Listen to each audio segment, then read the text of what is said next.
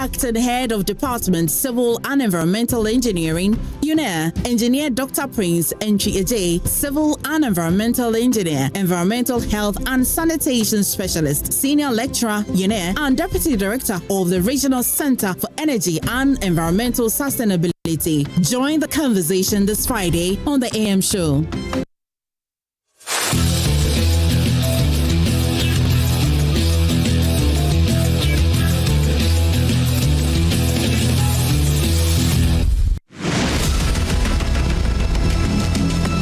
From region to region, from citizen to citizen, one conversation, one purpose, protecting Ghana's democracy. The conversation continues from the northern region, where citizens and leaders came together to confront the growing influence of money in politics. The train now makes its next stop at the Volta regional capital of Ho, because protecting our democracy is a shared responsibility. Join the JoyNews Impact Makers Foundation for another exciting edition of Democracy is Not for Sale, a regional citizen politician dialogue bringing together citizens, political leaders, governance think tanks, civil society, and the media to examine the impact of illicit political financing and explore reforms that will strengthen Ghana's democracy. Expect our team of researchers between the 27th and the 30th of July in Ho as they solicit your views for a survey ahead of the forum. The forum is on Friday, the 31st of July at the Freedom Hotel at Ho at 4 p.m. It will be live on Joy News, Joy 99.7 FM, myjoyonline.com, and all Joy News social media platforms. Democracy is not for sale. Your vote is your voice.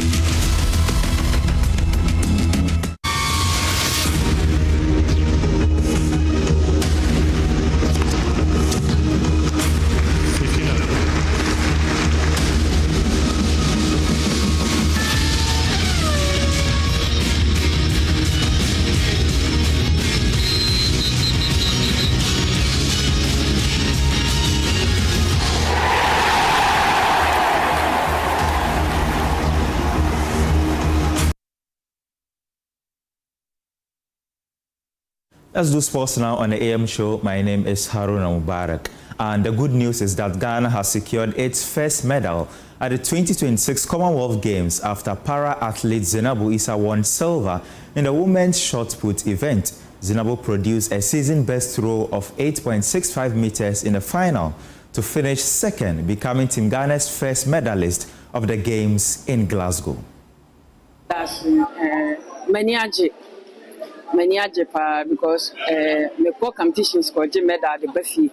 Good by way yesterday because I am excited to have won the silver medal because this is my first time at the Commonwealth Games. I thank Ghanaians for their prayers and support. Because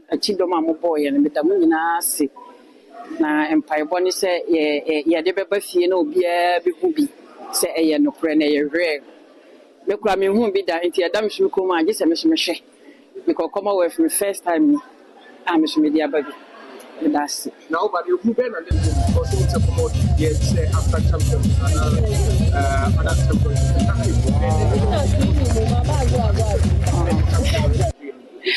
oh, ne who be any, but me Danyani Anopano. Now I say I was not scared, but I was a bit anxious.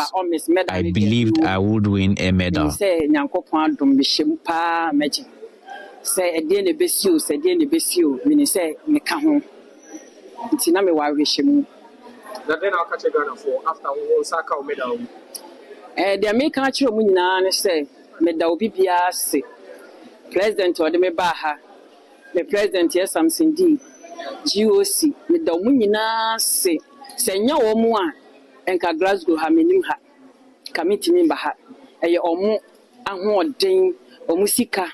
Omachitai, Omumpai Bo, and then Miss Mijina Hamikutasa Mike Wea, make us say. To the track and field event, Ghana's Benjamin Azamati has secured his place in the men's 100-meter semi-finals at the Games after an impressive victory in his opening heat. Now, of course, he is the second fastest man in Ghana, and he has produced a season best time of 10.00 seconds to win heat 5 and book automatic qualification to tonight's semi-final. Azamati joins compatriot Abdul Rashid Saminu in the semi-finals as well, with both Ghanaian sprinters among the leading contenders for a medal. However, it was disappointment for Isaac Butio, whose fourth-place finish in his heat was not enough to secure qualification to the next round.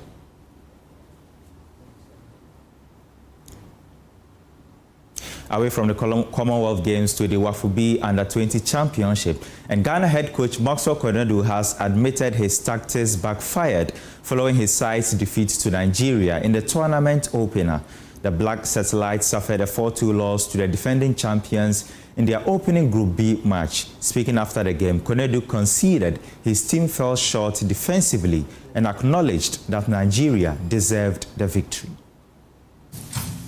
It was quite a difficult game. We plan to, start with a high press to see how our opponent could, handle it. In the process, we gave away some cheap goals that I think could have been avoided. Having said that, we can't take anything away from our colleagues. They did well. I think they played better than we did. We have accepted that.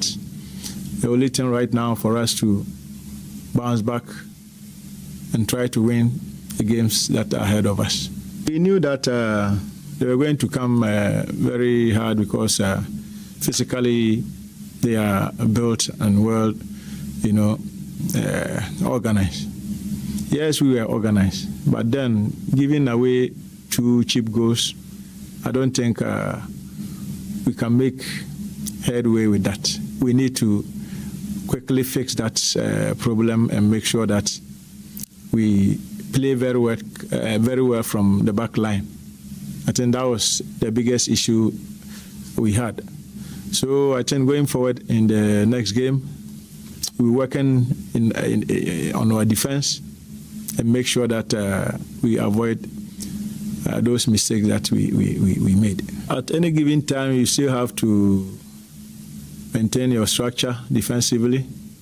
And when you go on transition and you cannot quickly recover, it becomes a problem. And then remaining resolute in the heat of affairs. You have to still cope to the intensity of the game and all that. The mistake we made, I think that players were losing concentration, even though we kept them to always, remember where they are, the tackles they need to apply and all that. Now, South Africa have made a disappointing start to their Women's Africa Cup of Nations campaign after suffering a 2-1 defeat to Tanzania in their Group B opener in Casablanca. Banyana, they dominated large spells of the contest but failed to convert their chances and were punished as Tanzania claimed all 3 points. Elsewhere in Group B, Ivory Coast, they made their mark, they made their return to the tournament with an emphatic 4-1 victory over Burkina Faso. Highlights for you. Welcome to Casablanca, Morocco, more precisely at the Moulay Rashid Stadium for this Group B encounter, the 2026 CAF Women's Cup, Africa Cup of Nations.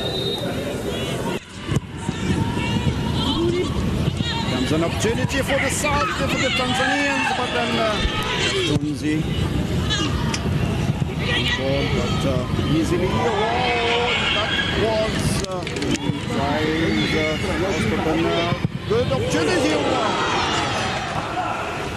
by the Tanzanians launching the counter attack, and it's the first goal for Tanzania by Msewa Lucas Guyana, 37th minute.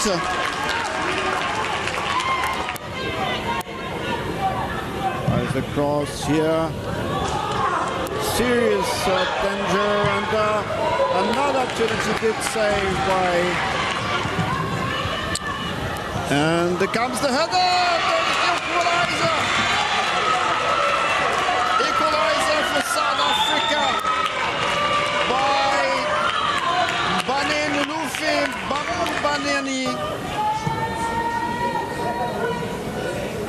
Nice opportunity here probably for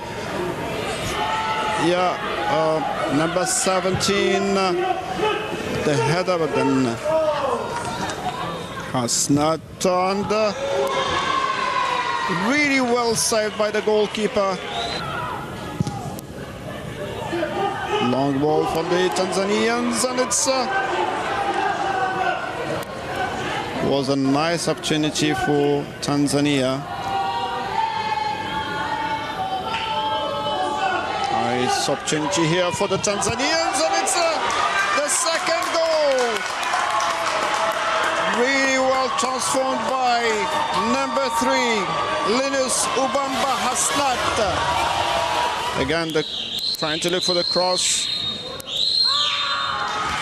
And the final whistle goes.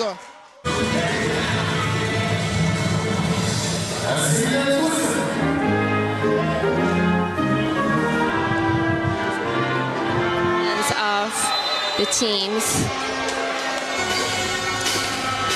Burkina Faso are closer to the net. Let's go. Burkina Faso is about to score the first goal. What a save from the goalkeeper. The save is on. The referee whistles. Everyone is waiting. What a great goal. Goal, goal, goal, goal, goal, goal. What a goal from Côte d'Ivoire. Côte d'Ivoire just opened the scoring and are taking the lead. What a great moment for Côte d'Ivoire fans from Côte d'Ivoire who are closer to scoring the second goal of this game. What a goal, goal, goal, goal, goal, goal, goal.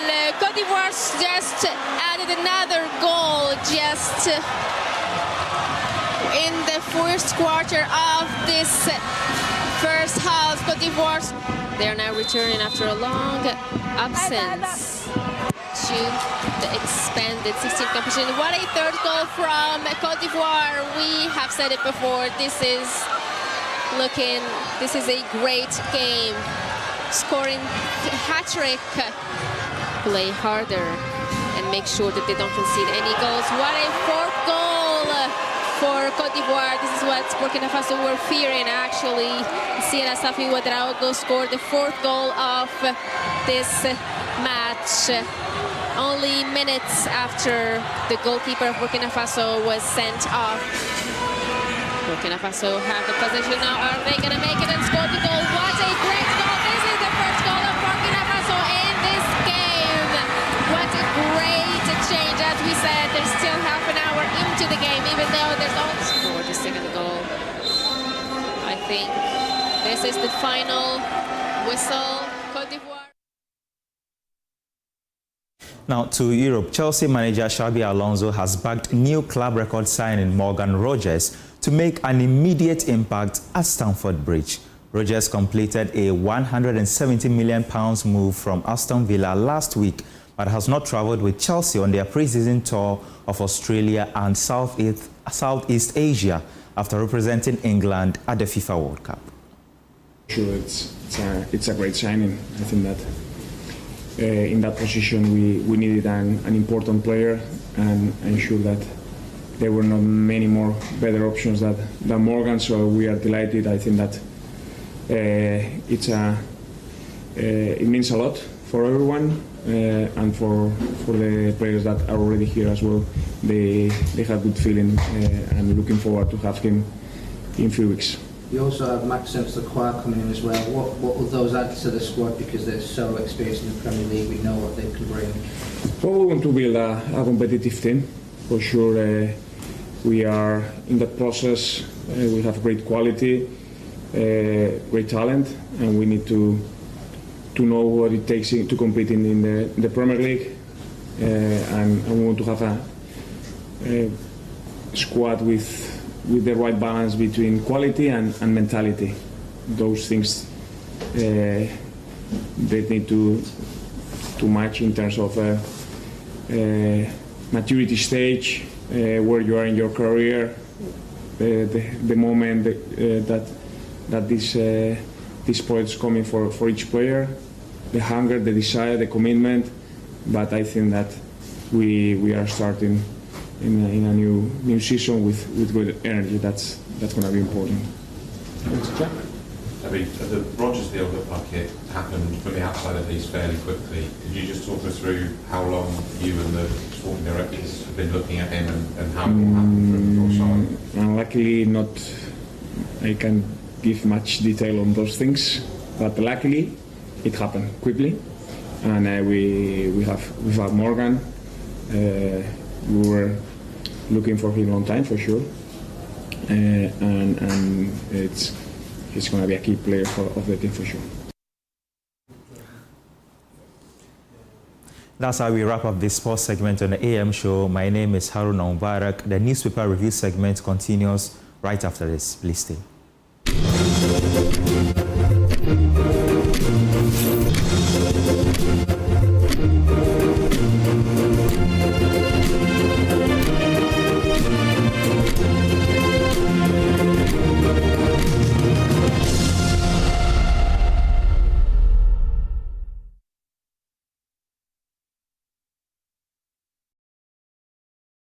Missed passes, bad referee decisions. Don't let your child's grade suffer a bad match. Ensure a straight win this academic season with curriculum-aligned textbooks and interactive tools from Pegasus Publishing. From preschool to senior high school, we have the exact game plan your kids need to ace their classes. And because it's World Cup season, you get a massive 20% off every single book. Don't drop points. Call 059-50-10-175 or dash to Pegasus Publishing in Accra, Newtown, right opposite the Total Energy Station. Free delivery within Accra when you call. Pegasus Publishing, shaping minds, winning futures. Your phone has one job, to keep up with you. But when your camera freezes, your messages arrive late, your video calls keeps breaking, and your battery gives up even before the day begins. Maybe your phone is trying to tell you something. Maybe it's time to get something better. Purchase the phone that keeps up with you during CompuGhana's Mobile Prime Week, the biggest mobile phone festival where top brands meet best prices. From the 27th of July to the 9th of August, enjoy exciting discounts on smartphones from Samsung, Tecno, Infinix, Itel, Vivo, Xiaomi, Huawei, Hotwave, and Doji, plus amazing gifts. CompuGhana has the right choice for you. Visit any CompuGhana showroom or shop online at CompuGhana.com. Call us on 0302-752020 or WhatsApp us on 0243-143-143. Mobile Prime Week, the biggest mobile phones festival. Top brands, best prices. CompuGhana, passion for technology. Palladium Residences in Achimota isn't just an address, it's the home you truly earned. Secure your place with just a 10% deposit and choose from beautifully designed modern apartments or spacious townhouses built for everyday comfort. This is more than a building. It's a vibrant, curated community with a clubhouse, state-of-the-art gym, and an on-site hotel, all at ABC Junction, minutes from Achimota Mall. Enjoy city energy while retreating to your private sanctuary. Call now to reserve your unit and benefit from limited launch incentives, including priority unit selection, executive pricing, and flexible payment options available. Don't miss the chance to pick the best homes. Book your private site visit today. Call 050-9823-424. Palladium Residences. Live smart, invest better. Upgrade your print game with Konica Minolta, proudly powered by SkySat Technologies. From all-in-one machines that print, scan, and copy to professional systems and heavy-duty production machines, we deliver unmatched performance. Right now, SkySat has an unbeatable offer. 1 entire year of free servicing on all Konica Minolta machines. That's 12 months of expert maintenance for new and existing customers. Visit our new VIP print center at Pegasus Place, Airport Residential Area for a live demonstration. Call us on 050-164-5180 or 0302-798-829. Again, it's 050-164-5180 or 0302-798-829. SkySat Technologies. Performance that delivers every time.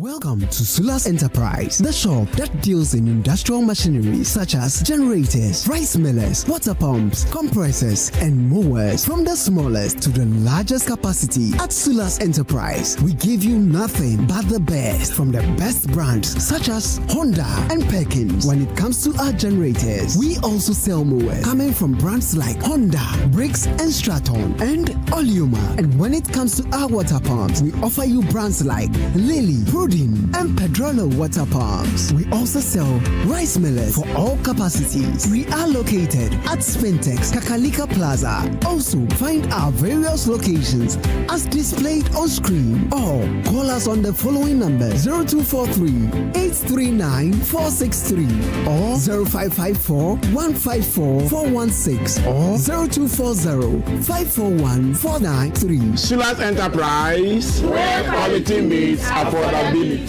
Hey, what's up? Life. It's moving so fast. Yesterday I was in class 4. Today I'm almost in JHS. My shoes don't fit me anymore. My voice is deeper. I was watching cartoons, but now they say I'm too old for that.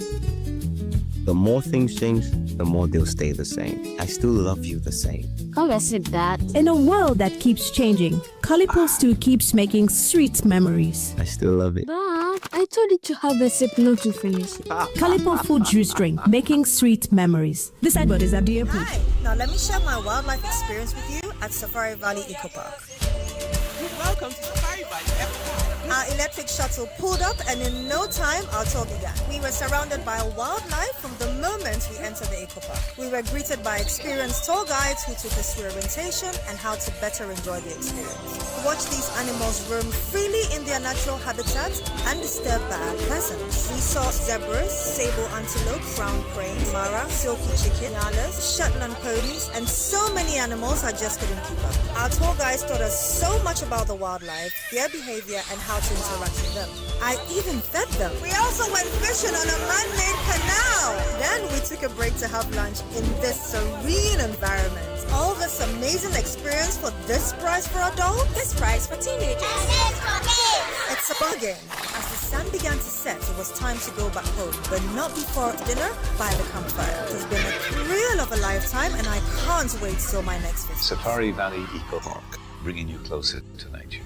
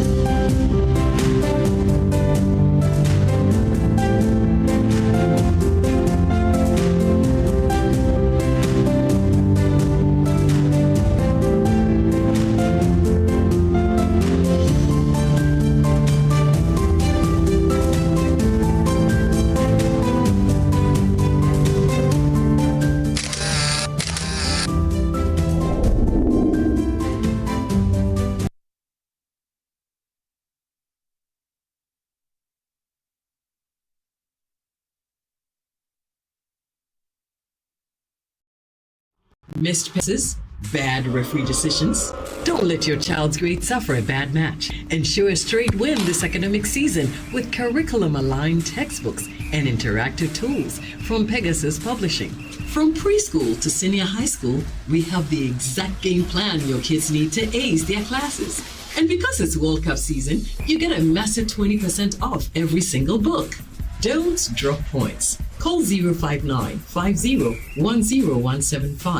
or dash to Pegasus Publishing in Accra Newtown, right opposite the Total Energy Station. Free delivery within Accra when you call.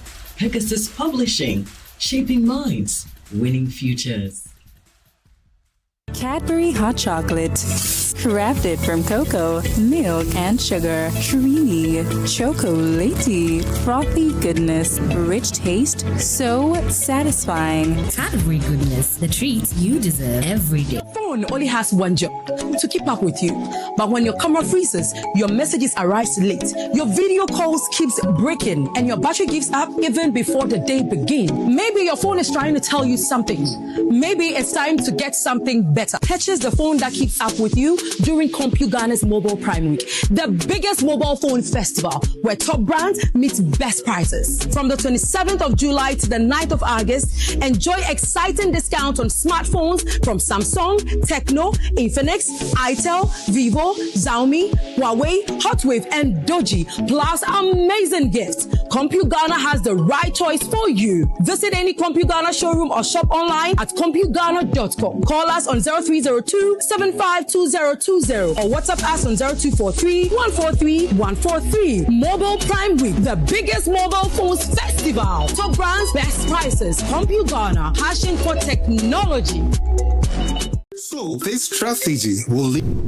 Oh no, not again. Say, relax. The generator will come on now. The generator is not working. Why stress yourself when the experts are just one tap away? Introducing Left Power, the smart emergency support app from Left Signature Limited. With Left Power, certified engineers respond fast, anytime, anywhere. No delays, no stories. Hello, sir. This is Left Signature Limited. The request has been received and our engineers are already on their way. Please relax. We've got you covered. This is professional. Every Left expert is certified, verified, and can be tracked in real time. Oh, you'll know they're coming before they even arrive. From electrical engineering and solar power systems to data center management, cloud services, smart automation, and software development, Left Signature delivers excellence, fast, reliable, and professional. Left Power. Your solution is just one tap away. Available on Play Store and App Store. Palladium Residences in Achimota isn't just an address, it's the home you truly earned. Secure your place with just a 10% deposit and choose from beautifully designed modern apartments or spacious townhouses built for everyday comfort. This is more than a building. It's a vibrant, curated community with a clubhouse, state-of-the-art gym, and an on-site hotel, all at ABC Junction, minutes from Achimota Mall. Enjoy city energy while retreating to your private sanctuary. Call now to reserve your unit and benefit from limited launch incentives, including priority unit selection, executive pricing, and flexible payment options available. Don't miss the chance to pick the best homes. Book your private site visit today. Call 050-9823-424. Palladium Residences. Live smart, invest better. Good day, fellow Ghanaians. Dr. Adelaide Arobasi-Ejafon is my name, Executive Director of the Jospon Group of Companies and the CEO of the African Agribusiness Consortium. By the grace of God, after several years of contributing significantly to Ghana's sanitation and waste management transformation, the Jospon Group made another bold decision a few years ago to support the transformation of Ghana's agriculture sector. As we became more involved in the agriculture sector, we realized that although Ghana has enormous agricultural potential, transforming the sector would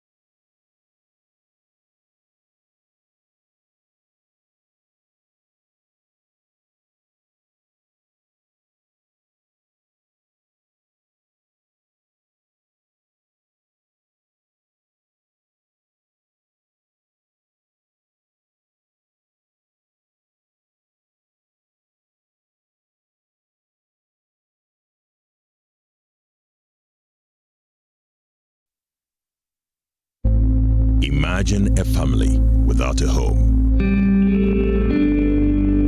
Imagine a song without a voice. Imagine a church without prayers. Imagine a government without citizens. Imagine democracy without journalists. Imagine a world without the media. Life is full of issues and stories about people, communities, and governments. Stories that have to be told by well-trained journalists. That's why you can't imagine news without Joy News.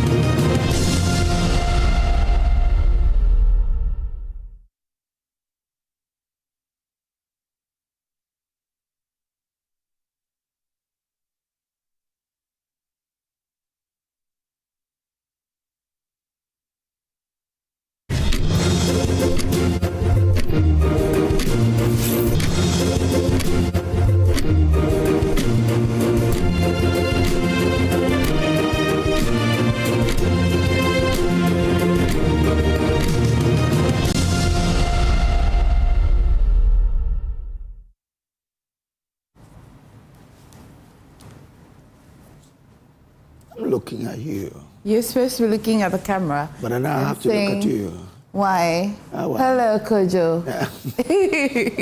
Well, hello. Well, so we're going to review the headlines. Yeah. Or the newspapers. But before that, let's tell them how the weather is looking.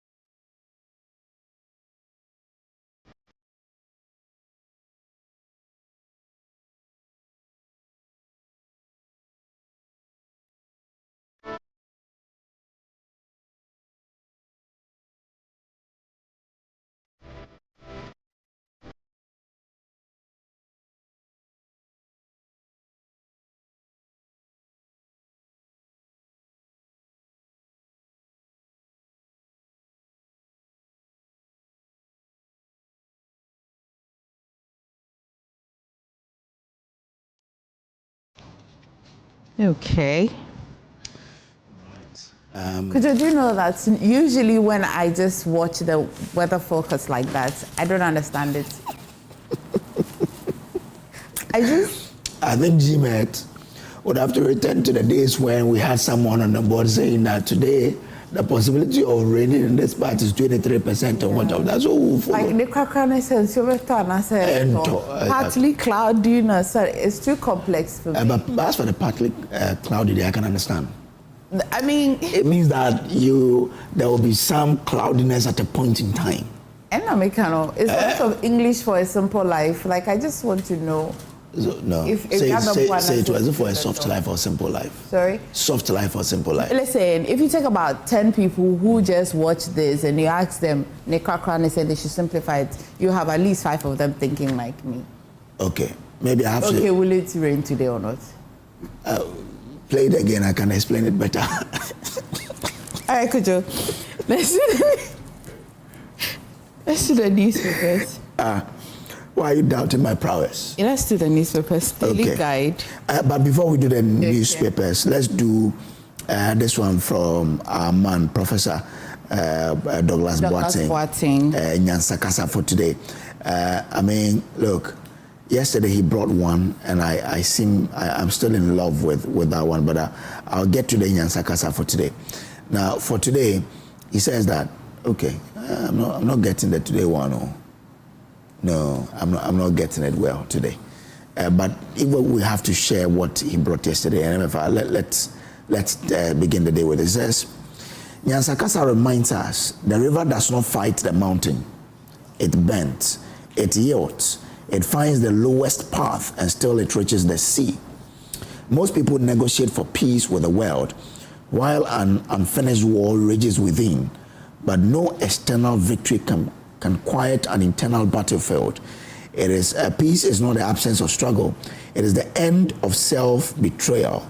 It begins when you forgive the version of you that did not know better, so the version who now knows better can lead.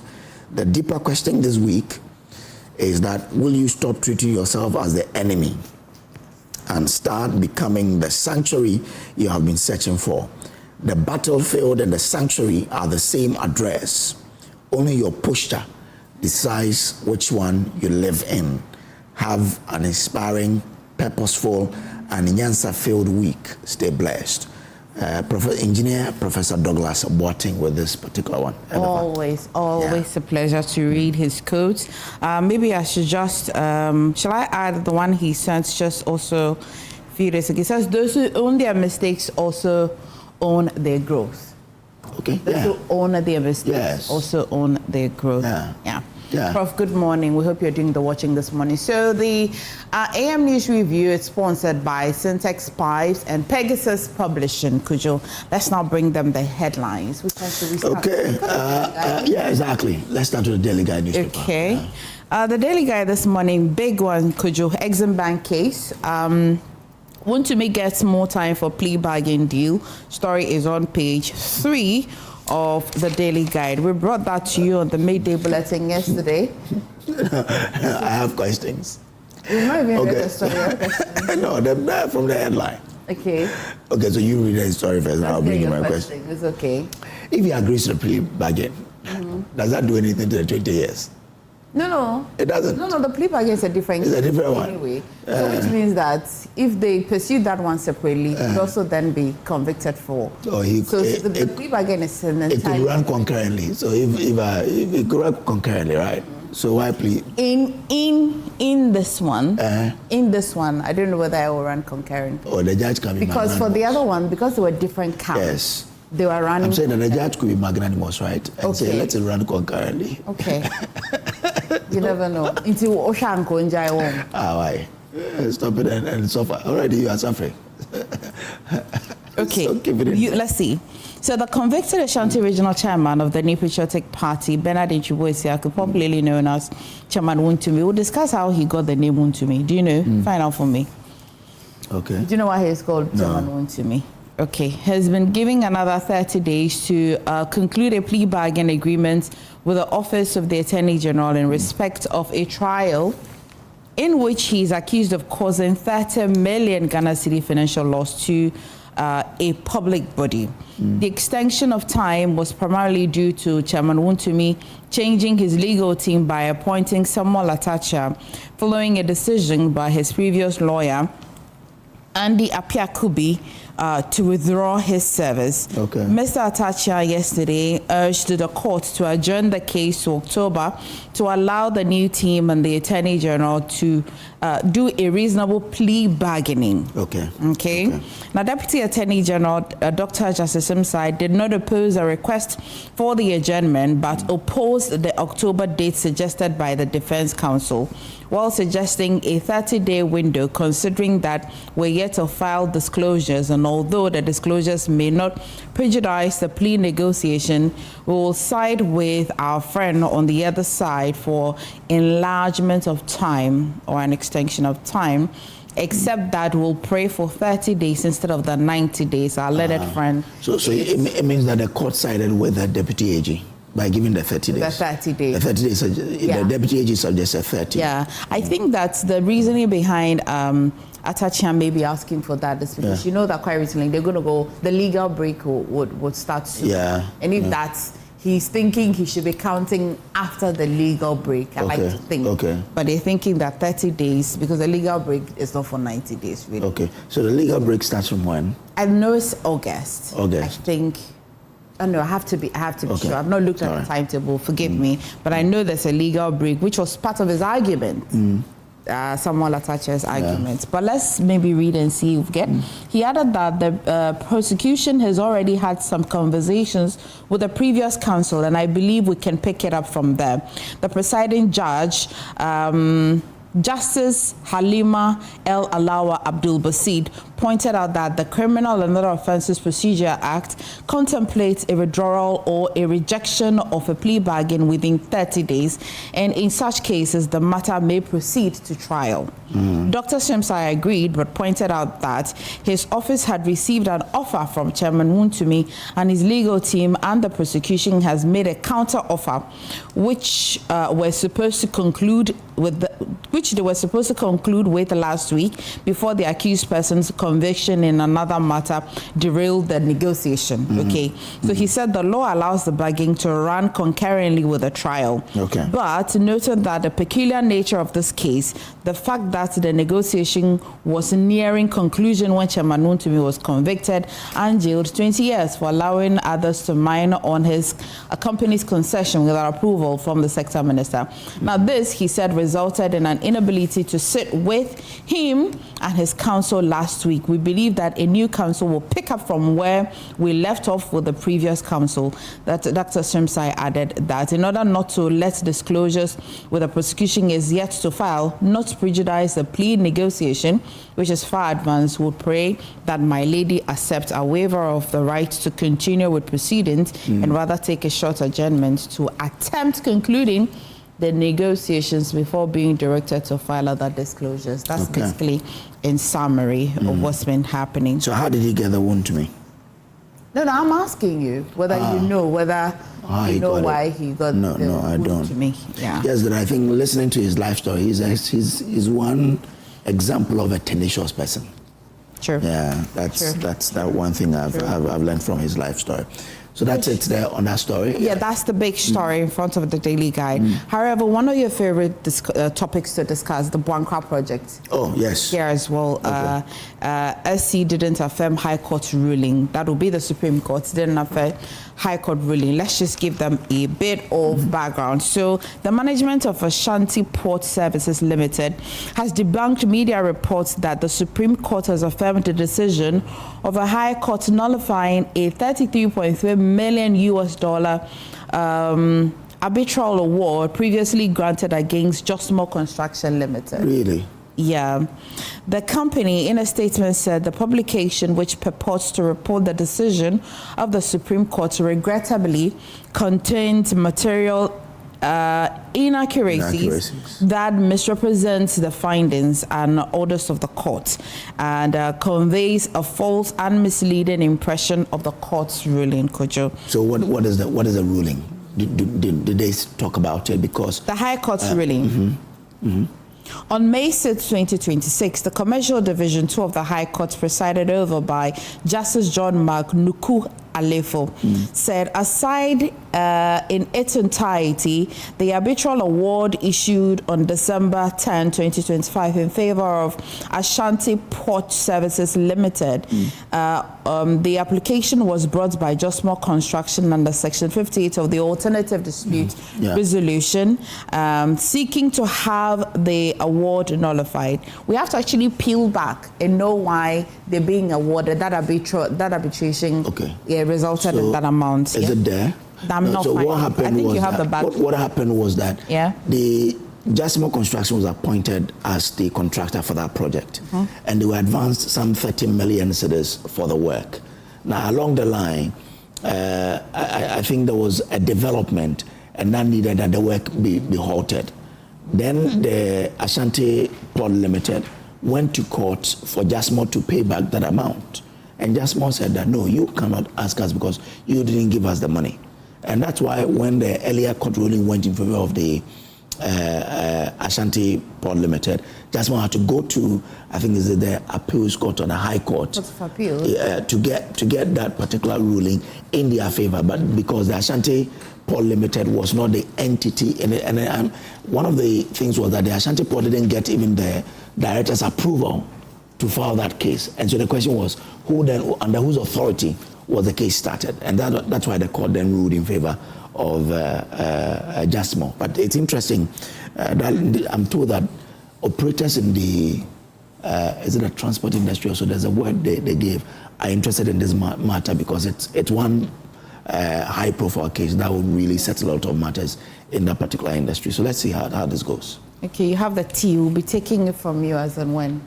Do you know what tea is? No. Tea? No, I don't. Like, Subi, can I give me the tea? You don't understand? No, I don't. Like, give me the gist. Gist. Yeah. That is from what the papers are reporting. Yeah. But I wanted to find out from them if they say the Supreme Court didn't affirm that. What means that the matter got to the Supreme Court. So what did the Supreme Court? Yes. And it's a good question. But last week when we read, what we read from the papers was that the Supreme Court affirmed the ruling in favor of Jasmine. So now they are debanked that. They're saying, so what we need is the Supreme Court ruling ourselves. To understand what tell happened. Viewers. Yeah. Okay, that's our task this morning. Another story has my attention here. Kujo says that the Asokwa Circuit Court 2 in Kumasi, this is the story here, two Kath workers convicted for forgery in Kumasi. So the Asokwa Circuit Court in Kumasi has convicted 2 people who posed as health workers of the Konfanochi Teaching Hospital after they pleaded guilty to forging staff identity cards and practicing medicine without registration. Yeah. The convict, Evelyn Amankwa, 33, a private nurse, and Collins Ajiman Bedu, 22, a student nurse, were fined 12,000 after admitting to the offenses before Judge Vida Achanyabwa. The 2 were charged with conspiracy to commit crime, forgery of documents, and practicing medicine without registration. Now, ASP Stephen Ofuri, police prosecutor, told the court the complainant was a public health officer at Kath. According to him, investigation revealed that in June 2026, Evelyn Nata Amankwa approached the operator of a printing press in Kumasi with samples of Kath staff identity card and requested forged copies to be produced. The forged cards identified Ata Amankwa as a disease control officer and Ajiman Bedu as an enrolled nurse of CAT. The printing press operator reportedly produced the fake identity cards for a fee of 200 Ghana cedi. The prosecutor narrated that on June 23, 2026, at about 10 a.m., the 2 visited shops at Asokwa in Kumasi, where they introduced themselves to traders as CAT health workers using the forged identity cards. The court heard that the pair rendered health services to members of the public and administered suspected drugs while impersonating officers of the hospital. Basically, they want to practice, but without license, essentially, and that's the fine, 12,000 each. But for 12,000 each, that's it? Yeah. But they said they are not qualified medical professionals. No, that's different. You don't have the license. Doesn't mean you're not. So you must have. So the first one is a private nurse. It means that she's a nurse. Yeah. The second one is a student nurse. So he is not qualified. Yes. But the other one is a private nurse. Yes. And then has also forged. Yes. Yeah. So but that's a grievous crime. Well, yeah. The courts. They are taking care of people's health. Yeah. Without the requisite qualification. And we say we should find them how much? 12,000? Yep. Anyway. So if they are not able to pay, it'll attract 12-month imprisonment with imprisonment term with hard labor. Okay. Maybe the records that you show that someone died on their watch. No, of course not. Well, maybe. Okay. It doesn't show so. Okay. What paper? Which of the papers do you have? Let's do the Daily Graphic now. Okay. Now, Daily Graphic, ICU petitions Mahama over Valco proposed sale. Yesterday there was a heavy demonstration there, and they mentioned, Ibrahim Mahama's name as the one potentially to take over, but Ibrahim Mahama had to come out in the day. His aide released a statement to deny those allegations that they are not, and they say that particular business is none of their interest. They don't have interest in that area, and so it cannot be that they are the ones, doing that. So that's it there.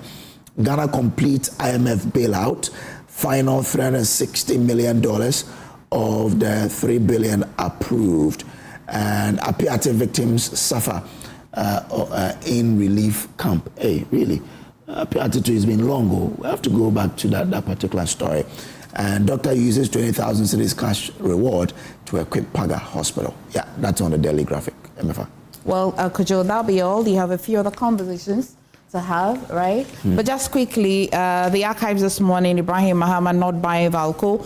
Workers' acquisition claims are false. The CEO and top officials fingered. And that story is on page 2-3. And as well, Life Care Technology donates 5 million medical equipment to Mahama Cares. That's it as well. Ghana's tallest man, Awuche, dies at 33. Oh, no. That's why I saw Tangoba post a picture with him. I didn't read. So this is sad. Doctors remove key lodged in farmer's skull while separating fight at Jessica. Hey, Kojo, Aoje, key no shenitimu.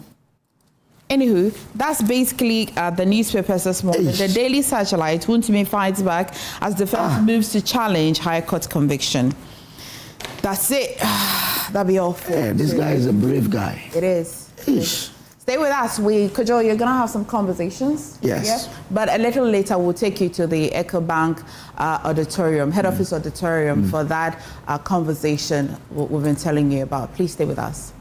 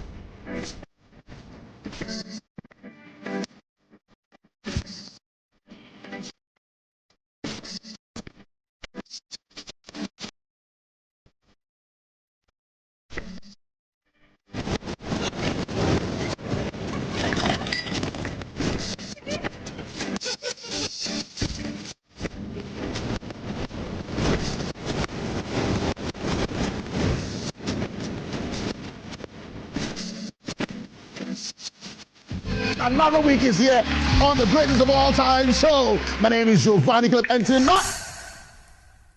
tonight we're bringing you talent. Contestant number 1, let's bring Baby Girl. Let's bring. You did it for you. Cut. Oh, there is a leakage. Where's the plumber? For quality and durability, insist on Syntex pipes. If you want quality, this be where you belong. Strong, tough, and reliable. Your perfect match to your trusted Syntex pipe. Syntex pipe, it they carry water, no wahala. Syntex pipe, it they make water they flow. Syntex, and you're strong, and you're tough.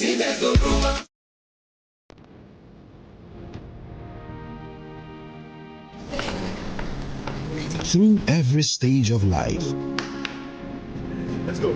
some things simply stay with us. The spirit of never giving up.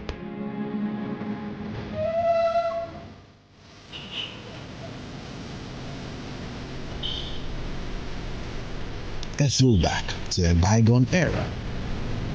Love was service. The silent statement of love.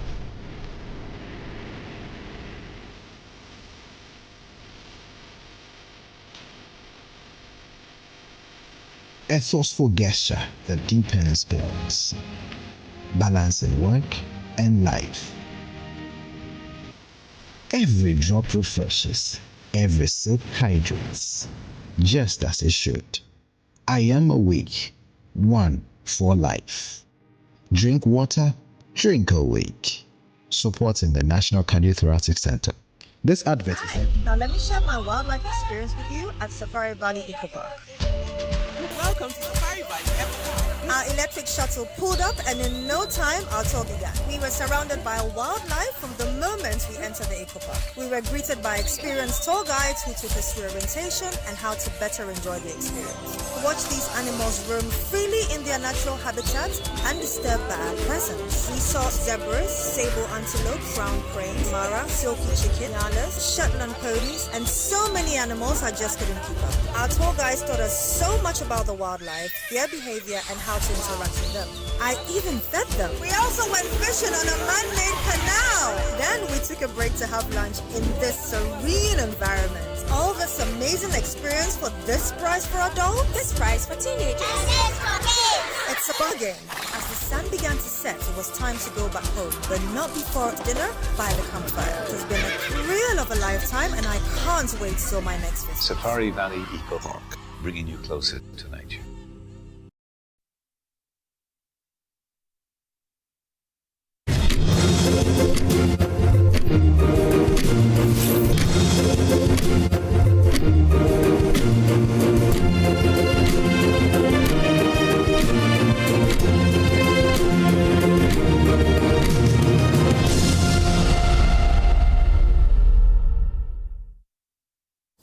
Welcome back. Let's talk about Focus Orthopedic Hospital. They take care of everything to do with bones, muscles, and nerves. And there's one thing I read which was quite interesting. Hunchback. I'm told they even take care of those. I didn't think that there could be solutions for them, but let's delve more into what they do with Irene Adoko-Wolf, CEO, Focus Orthopedic Hospital. Irene, good morning. Good morning. You good? Very good. Right. Thank you. And then Rayan Nomandu is President, 33 Spine Align. Good morning. Great to be here. How are you? I'm well. Yourself? I'm excellent. Great. So let me start with you, Irene. Sure. So how do you do those things? I'm told you even take care of hunchback and all of that. Yes, they have problems with the spine. The spine is not as straight as yours is.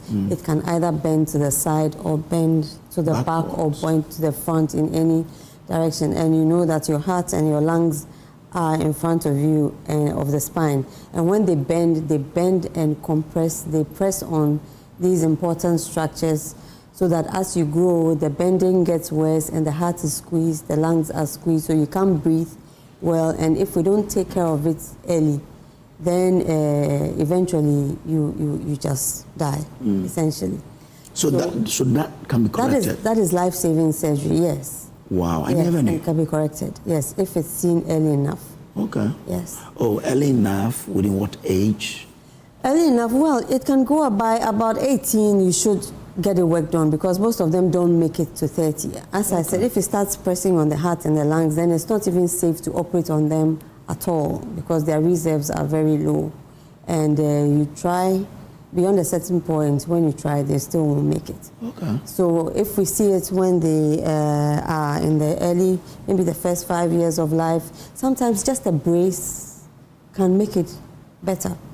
But if you see them later, then you may have to do a few things till they're about 12, 13, where they have grown to their, grown a little taller. If you fuse them too early, they remain short. So then after that, we then we fuse them. We sort the back, we straighten the back.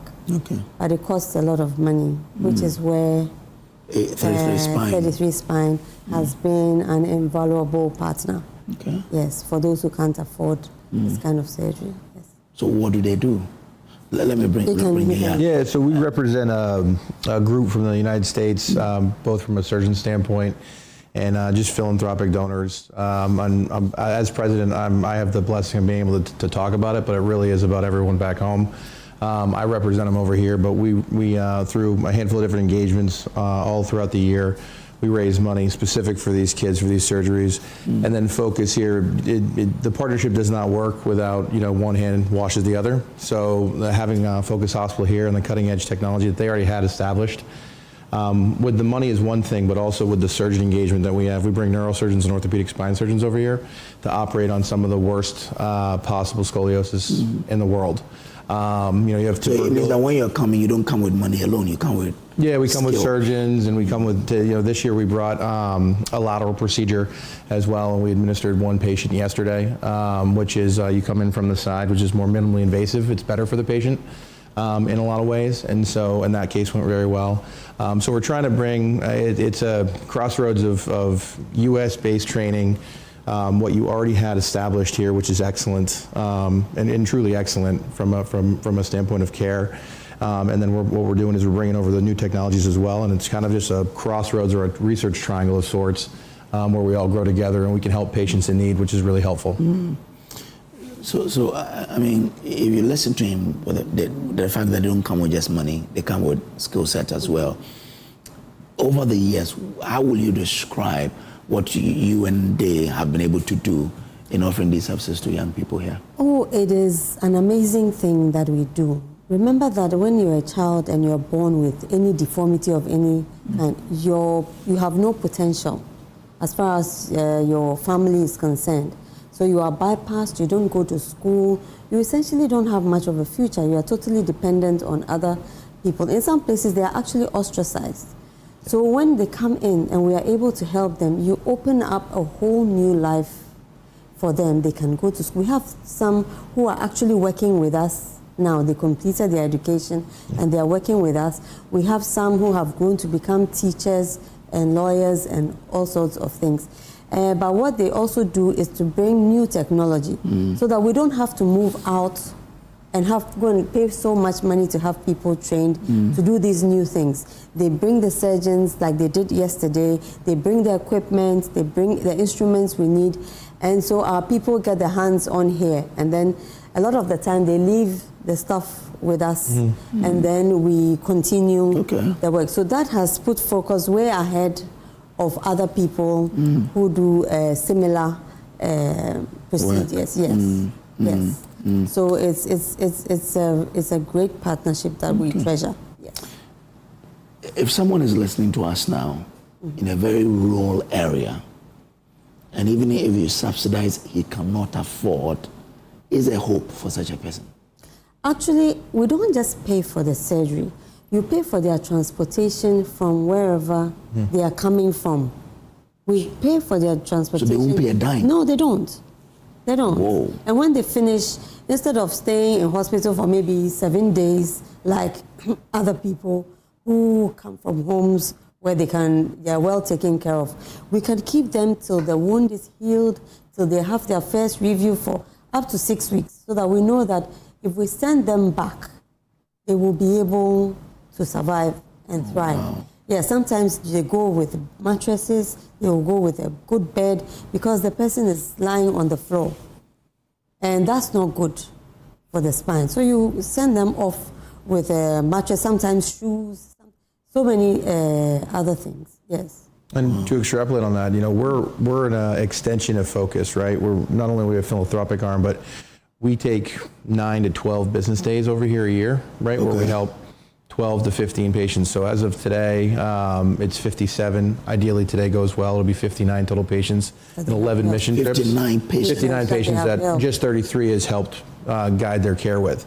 Within this year or since? No, since 2019. So this was our 11th mission trip. But The point to that was, which is a great question, is we've represented and helped 17 different countries, but they've all been administered care at Focus Hospital.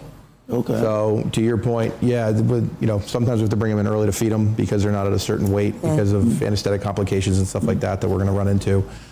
So soup to nuts, like whatever we need to do, we got it. So it means if I get you help people in 17 countries in Africa. Not in Africa. Not they just come in Africa, from all over. From all over the world. Okay. Yes. But then they bring them to Focus. Yes. From all over the world. Correct. Oh, Focus has operated on patients from over 75 countries. Wow. From A to Z, Afghanistan to Zimbabwe. We've had them coming from Poland, Albania, the US, the UK, everywhere. Oh. Yes, because compared to theirs, it's cheaper. And Focus is only based in Ghana. Yes, we're only based in the Pantang area. Are people aware of your hospital such that we hear people traveling outside to go and seek medical care? Well, we do advertise quite a bit. You know, in healthcare, you are limited to how much you can advertise. But if you go on social media, you will find us everywhere. So there's no need to travel outside there? No. Not for your spine, not for your bones, not for your muscles, not for your nerves. Oh. Yeah, and they have a gamut of different, every different surgeon works there, right? We specifically focus on spinal fusion, spinal hardware, because that's what we do back home. And we wanted to bring what we knew to them, and it's been a really great marriage because they're excellent in that regard as well. It was started by Dr. Bawachi, who I knew back home, and that's how I arrived here today, which I'm very thankful for. But to watch it blossom and grow from 2019 and the partnership just specific to 33 and Focus, it's been excellent. And we're doing some good work, which we're really proud of. This is super, hearing what I'm hearing today. Now, so for someone who is amazed like I am in somewhere and has a problem and wants to really take advantage of this solution, how or where does the person start from? Well, one, we have a website, which is very easy to navigate, has all the information that you need over there. Then two, you can engage with us on social media. You go, you put in Focus Orthopedic Hospital, and we show up, and we have people who will actually chat with you, engage with you, and tell you what to do. And then we are also, for those who can just use the GPS, just put in Focus Orthopedic Hospital, and it will just navigate you to our... So I see you have numbers on your website. Yes, we do. So when they pick these numbers and call... Yes, we have a beautiful call center. Okay. Yes. Okay. Occasionally, systems will go down a bit. You know, we live in Ghana, but 9 times out of 10, you get somebody pick up your call. Okay. You can also book appointment on the website. Yes. Okay. And this can also be used by someone who's interested in taking advantage of this partnership between 33 Spine. Yes. Anybody who wants to help us the way 33 Spine helps us, you are most welcome. We have a place for volunteers. Or you can come and volunteer to see what we do, to interact with the patients. It's a very easily accessible and very easy to navigate website. Okay, quite interesting. Well, so if you have anything with spine, muscle, joints, yes, look no further than Focus. We also go to offices, corporate places to speak to them about things like posture and other things that affect the spine. So let's talk about mine. Is this right? There's nothing wrong with yours. Okay. So are there chance for people to come today, even as you? How many days are you left with to go back? So we're leaving tomorrow, but we have so we in the middle of July we usually do a mini mission, June or July. Our big mission's in December. We focus primarily on children. I mean, we've out of those, if today goes great, you know what I mean, 59, we'll have 57 of them are probably 18 or younger, so 20 or younger that have aged out a little bit, but we found them earlier and we just couldn't, kind of put it together where they were coming from. Okay.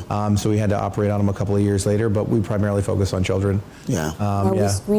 We screen. They come and see us. We do all the screening. All the screenings, everything. And everything. So they come in to review everything, and then we operate. Yes. Okay. And they're back in December? Yes. Yep. We come June, July, and December, and then we get to follow up with the patients that we operate on either mission trip in the following arrival. So it's a nice 6-month block, and we usually come twice a year. Okay. But these procedures are going on throughout the year. We have fantastic, Prof. Wachit has trained fantastic surgeons who can do a lot of these things. We just love the new technology they bring, and then the more complicated cases they help us with. So the work goes on throughout the year. Okay. Yes. So from a surgical standpoint too, that truly has been one of the highlights of the partnership is the local talent that you guys have here in Accra has been exceptional. And not only are we able to come here and spend 2 weeks together over the course of a year, but we get to kind of put together opportunities to meet throughout the year too at Scoliosis Research Society and some of the other national and international meetings where everyone comes together to kind of put together their thoughts on what they're doing locally in their communities or their hospital settings and stuff like that. So it's really been a great partnership that has not only blossomed here locally but also internationally for us to be able to get together throughout the year. Okay, so it means for them, their focus is on children, but focus that you're open. We do, yes, and we do other things. We do knee replacements, we do hip replacements. People who fall, the elderly who fall, we fix. Usually the hip or the femur breaks, we fix them. Anything bone, where the bone fixes. Yeah, and you've been around for 26 plus years. Yes, since 1998. That's when Prof started. But the hospital he built, we used to see the patients at either Trust Hospital or then later we moved to our clinic in East Legon. And then, but we're doing the surgeries in Kolebu till 2011 when the hospital opened, and then we started doing it all on our own. Yes. And focus is at Pantine? Yes. Okay. Yes. Okay. All right. So that is interesting. So today we are celebrating the work that you guys have done. Thank you so much. Over the years. And your partnership with 33 Spine Align started in 2019. 2019. Yes. So this is like the seventh year. Yep. And you're counting 50-something people you've helped. Yes. Yeah, just us, Just them. Yeah. But Focus has treated we've done over 4,000 surgeries. Yeah. Like I said, on patients from 75 countries. Yeah. Okay. All right. So if we are now hearing about Focus, before today I didn't. I'm sure we've had a chat before, yes, but I'm just trying to say that before today, I did not really pay particular attention to the fact that we can do hunchback and what have you surgeries here in Ghana. So it's just a great news to hear that today. Look, if you have any spine matter, whatever, any bone issue that you need somewhere to attend to it, there's only one place to go now. It's Focus. So you need to go there now to have there's no need to travel outside. No, according to Ryan, the local talent here are just excellent. If the guy from US is saying this, then it tells you that in fact you can trust Focus to deliver on all the bone issues that you do have. Before we bounce off anyway, what will be your last remark to our viewers? Well, we have something very good going in our country. That is second to none. Probably in South Africa you may get the same thing. In the Northern Africa, you don't even get it as good as we have it. And it's right at our doorstep. And the quality of care that we provide is fantastic.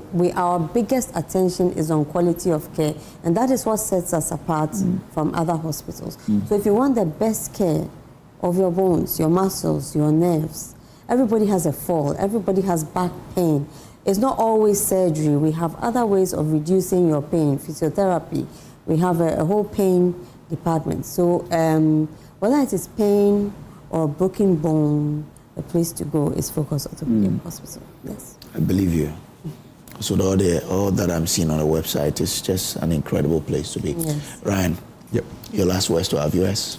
Yeah, I just want to say thanks to all the donors and the volunteers and surgeons that have put in all the time over the, this is a think tank operation, right? That we came together and just put an idea into action, and so it's been great that we've been able to get to this point to today. And so thank you for everyone that's trusted that. I get to be the mouthpiece of this, but it's also been an excellent time here in Accra, and we've honestly never gone anywhere else because we've had such a great partnership. So we look forward to growing that. To all the patients and children that we've helped, I hope you guys are doing great. And to my kids back home, Dad loves you. That's wonderful. So that's Ryan Nomandu, president of 33 Spinal Line, and Irene Adoko-Wolf, CEO of Focus Orthopedic Hospital, where you need to go when you have any bone matter. And to hear that they can deal with hunchback is just breathtaking for me. So if you see one somewhere, and as a kid, all you need to do is to bring them to Focus. Yeah, because then they can have free care. Thank you so much, ladies and gentlemen, for coming. Thank you for having me. Pleasure. We have a lot more here on Joy News. Please do stay with us.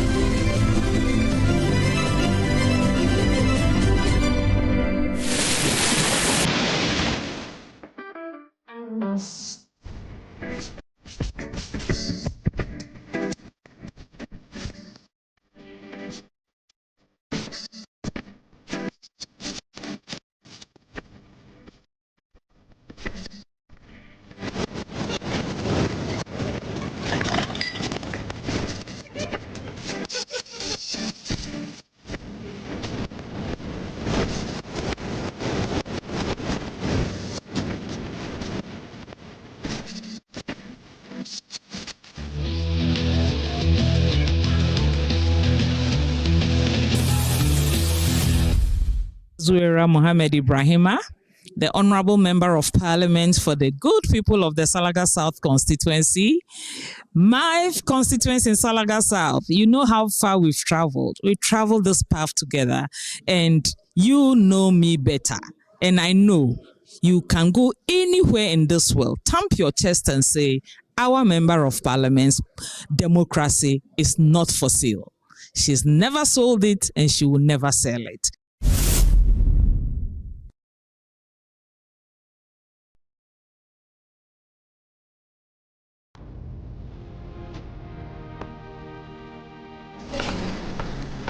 Through every stage of life, some things simply stay with us. The spirit of never giving up.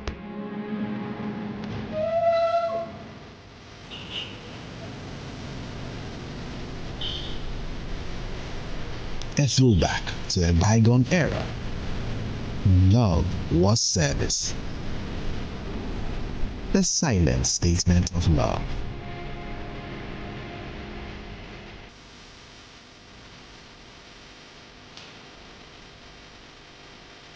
A forceful gesture that deepens bonds, balancing work and life. Every drop refreshes, every sip hydrates, just as it should. I am awake, one for life.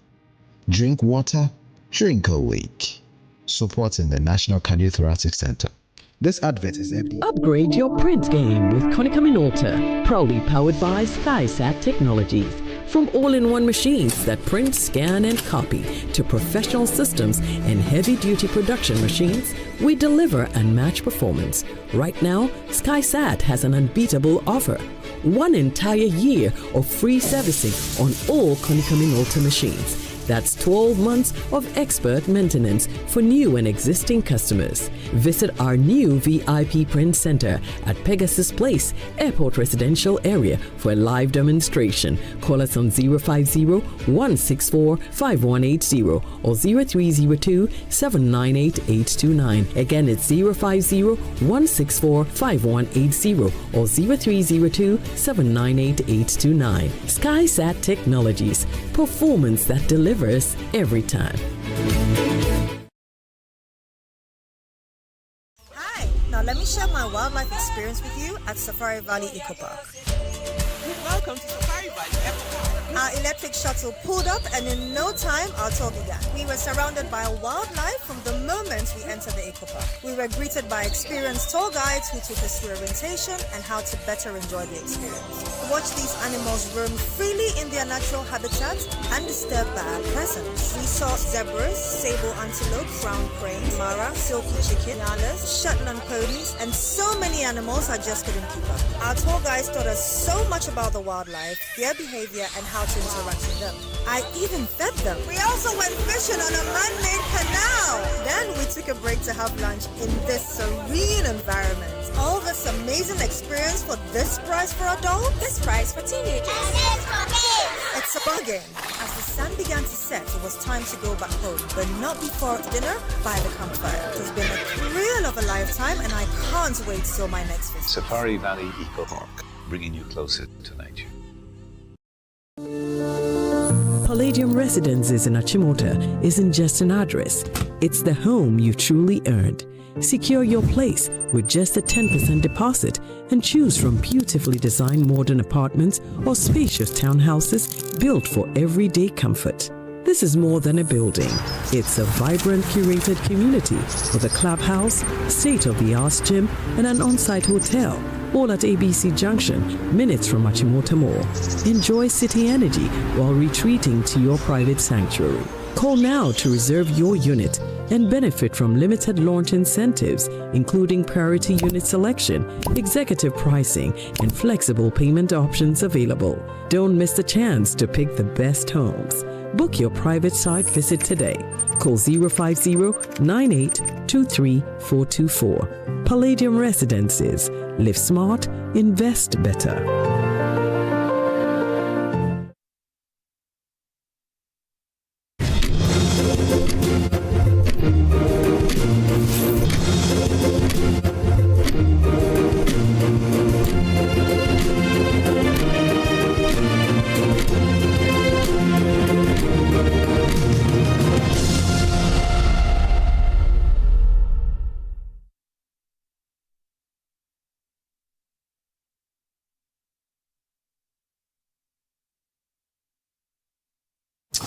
All right, so let's talk about the Global Conference on Human Resources in Africa, the GCHRA. Joining us for this conversation is Rita Kusi. She is co-founder and executive director in charge of strategy. Good morning to you. Good morning. You good? I am great. All right. We have David Wilson, co-founder and executive director in charge of operations at GCHRA. David, good morning. Good morning. Oh, Bibi Abokobia. Yami Adam now sir. I'm on here, but I'm today kafanto to them be. Yeah. David Che is associate director, workforce transformation, PwC Ghana. David, good morning. Good morning. Okay. Hope all is well. Hope all is well. How's everybody? How they're doing? I didn't ask you. By God's grace, everything's fine. Rita, let me start with you. Sure. Now, this is the third annual Global Conference on Human Resources in Africa, right? Right. Now, what inspired the creation of the conference, and why is it important for Africa's HR and businesses leaders today? Sure. So first of all, thank you for having us here. You know, this is our third year partner with Joy Multimedia, and honestly, it's been an exceptional partnership. So 3 years ago, David Wilson and I it just started out as an idea. You know, after we had hosted the national conference, HR Professionals Brunch, for about 3 years, we thought it was time to elevate our conference and the platform. And so we decided to create a platform that could compete globally, you know, and this platform really is a way for us to empower, engage, and of course, inspire Africa's workforce and elevate the workforce as well, and also HR professionals. Okay. You know, so it started out as a conference, and over the years, we've grown this platform. We have focused on HR professionals, but now looking to bring in top-level executives, government officials, and academia, who are all stakeholders, you know, of workforce transformation. And so we've built this platform that's gaining global recognition, and we are really just here to talk about it and invite the global community to be a part, whether in person or virtually. And what would you say are some of the biggest achievements of the platform 3 years on? What have been some of the, I would say the learning, you know, for me, the networking opportunities are unmatched. You don't just connect with, you know, HR professionals in Ghana, you connect with a global network. You know, we've had support from Uganda, from Kenya, from India, from US, from UK. So it really is a world-class platform that we are continuing to build. Right. There wasn't. Now, once this is the 3rd year, from operations and execution point of view, how different will this be from the 2 previous editions, and what should participants expect? Right, thank you so much. So, like Rita was saying, our conference is not just an event, it's actually a movement, to transform the workforce in Africa. Right. And for this year, it's gone bigger. This is the first time LinkedIn is coming to this part of the world. Okay. LinkedIn, the platform where we have the job board. So you can imagine if LinkedIn is participating, then you know it's as good as it gets, right? This year we have curated master classes as well as part of the conference. So our conference is the only conference, you know, that has a dedicated day for just master classes. Master classes are practical, seminars that you can learn and implement from day one after attending the conference. And we have 6 of those. Participants have access to all of that. This year also we have a dedicated exhibition hall where all our exhibitors and sponsors will be engaging. I've mentioned LinkedIn already. LinkedIn is going to be doing personal consultations there. So if you want to, maximize your LinkedIn profile, you're looking for a job, you want whatever, you can be there. Obviously, we have our great, partners, PwC, also this year as knowledge partners. Last year they were with us, but this year they're official knowledge partners, and we're so proud to have them on board with us. So it's amazing, over 15 African countries coming to Ghana. Can you imagine that? Yeah. So yeah, it's a big deal. Yeah, and we're excited to invite everybody on. Okay. I mean, 3 years on, having 15, attracting LinkedIn, that's a feat. Yes. You need to, celebrate. Let me bring you back again, Rita. Sure. Now, the theme for this year is leading the transformation, HR as a catalyst for organizational success and global impact. Right. So, I mean, times are changing. 100%. Yeah? What then would you say is the biggest challenge confronting businesses, and what can HR do to change that? Sure. So the thing about our conference, the first year was more about the learning, right? Come and learn about how AI has revolutionized the workplace. This year is more about the application of it. How do you apply these technologies? So the future workforce lives here. More than ever, we are seeing a lot of businesses come to Africa for talent. The world of talent, the global talent, Africa will be that talent hub for companies all over the world to come and tap into our talent. Now, the thing is, do we have a leadership-enabled, skilled workforce that these companies can come and tap into? Leadership-enabled, skilled workforce. Exactly. I mean, you're not just looking at workforce, but you're looking at workforce that can lead. Of course, can lead and compete globally. They need to have the technology capabilities, especially if we want to compete globally. Right now, it's not, you can live in Ghana and not just work for a Ghanaian company. You can live in Ghana and work for a company in Dubai, but that technology enables and unlocks, those opportunities. And so my advice would be to, yes, the bottom line matters, right? But who drives the bottom line? It's the people within your business that drive the bottom line. And so you want to invest in those people intentionally, just like how you invest in your strategy. Just like how you invest in your finances and in technology, invest in the people, because they're the ones that are going to drive the business and to be able to compete on a global level. Okay.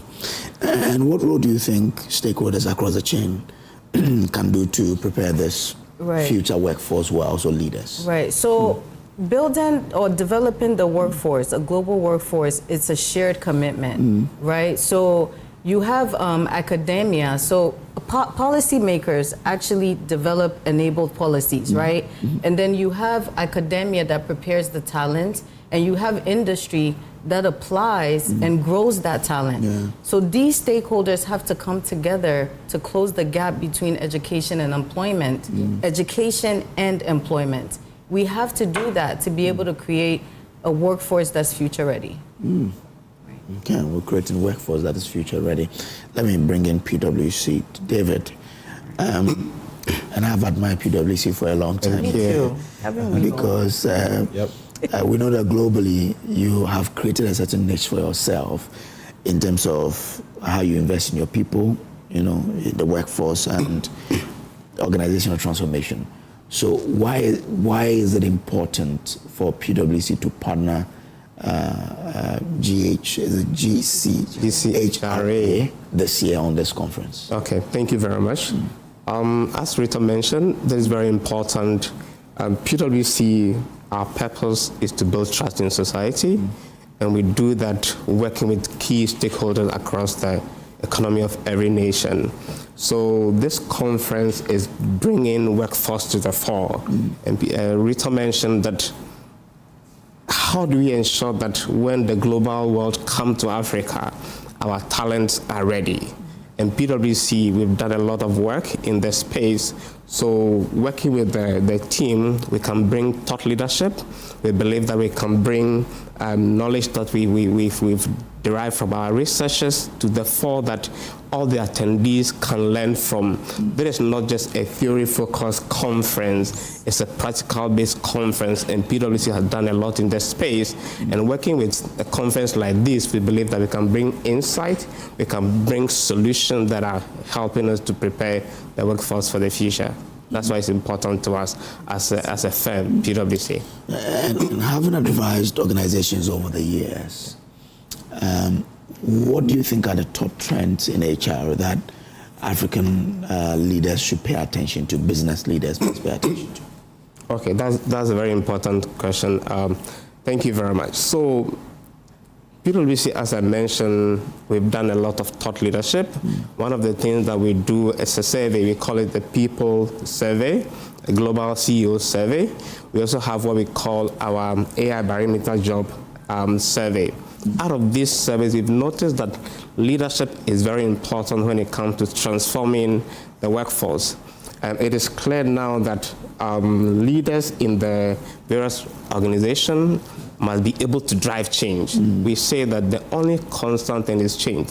So how are leaders able to drive the change in a way that recognizes the individual impact that it brings, so that you are not just driving technology, but you are driving people to ensure that the focus you have in terms of AI transformation you are getting is.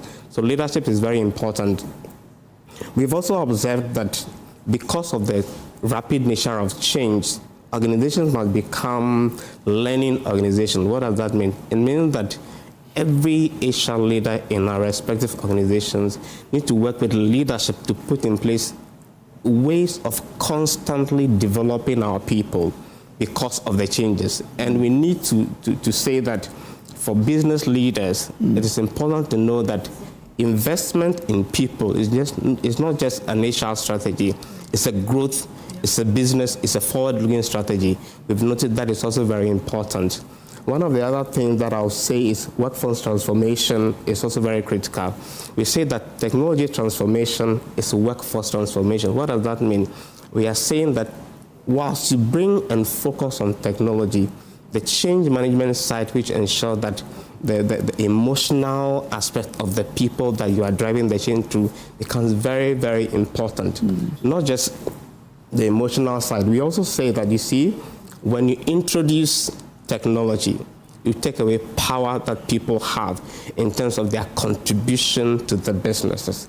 So how do you ensure that in the midst of the change, we are re-empowering people so that they still feel significant part of the organization that they are driving? Otherwise, people come to work, but they are not committed because they feel insignificant. So that side we also observe from our survey that is very important. The last thing I want to mention is that organizational reinvention is making HR very critical in every organization. You know, because of the constant changes, HR leaders are no longer going to behave as business as usual. No, we have to understand what is important to business. We have to understand what drives the bottom line and be able to work with our CEOs to re-strategize and prepare the people and prepare the technology and adopt it in a way that ensures that we are ready for the future. These are the top 3 that we have identified from our various thought leadership programs that are important for HR leaders. He's leading a masterclass at GCHRA, and this is just a snippet of what you have in store for you. It means that there's a lot to happen. Wilson, let me bring you in there again. So one of the strengths of GCHRA is putting together or bringing together leaders. Yes. So once this is going to happen, and if you listen to David, it tells you what is going to happen. Exactly. Who should attend this conference, and what value should they expect? Well, so basically it's an HR conference, right? But like I said, one of our primary visions is to transform the workforce in Africa. So yes, we invite all HR, professionals across all levels. Normally we get mid to senior level HR folk coming, but also people managers, right? People managers, CEOs, MDs, anybody that wants to transform the workforce, this is a conference that you have to be at.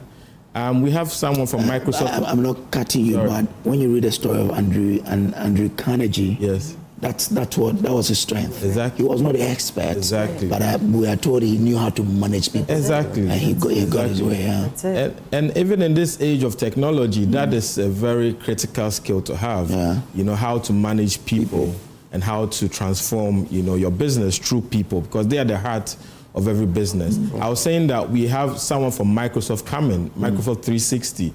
Most of us use Microsoft in our workplaces and we don't even know the potential it has. We're using about 25% of the capability, and that's a big issue. If you want to unlock all these, potential in your workforce, then you need to know how to use. So we're inviting everybody, IT professionals, whoever, wants to come in and transform their workforce through people, we're inviting them there. And trust me, there's a lot of value you get out of it.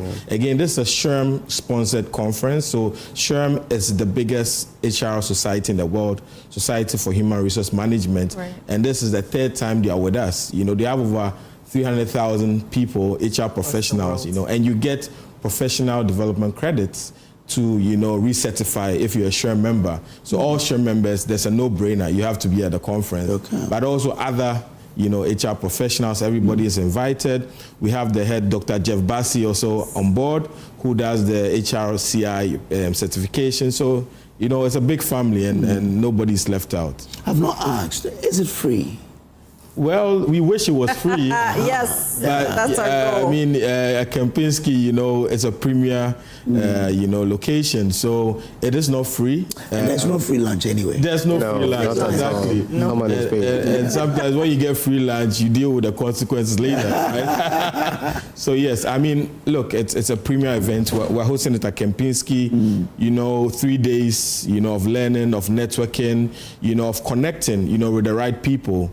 So yeah. So how should people be part of it? How can they register? No, so they can register by going online, gchrafrica.com. Once you go on there, there's all the information on there, and you can register. You can pay.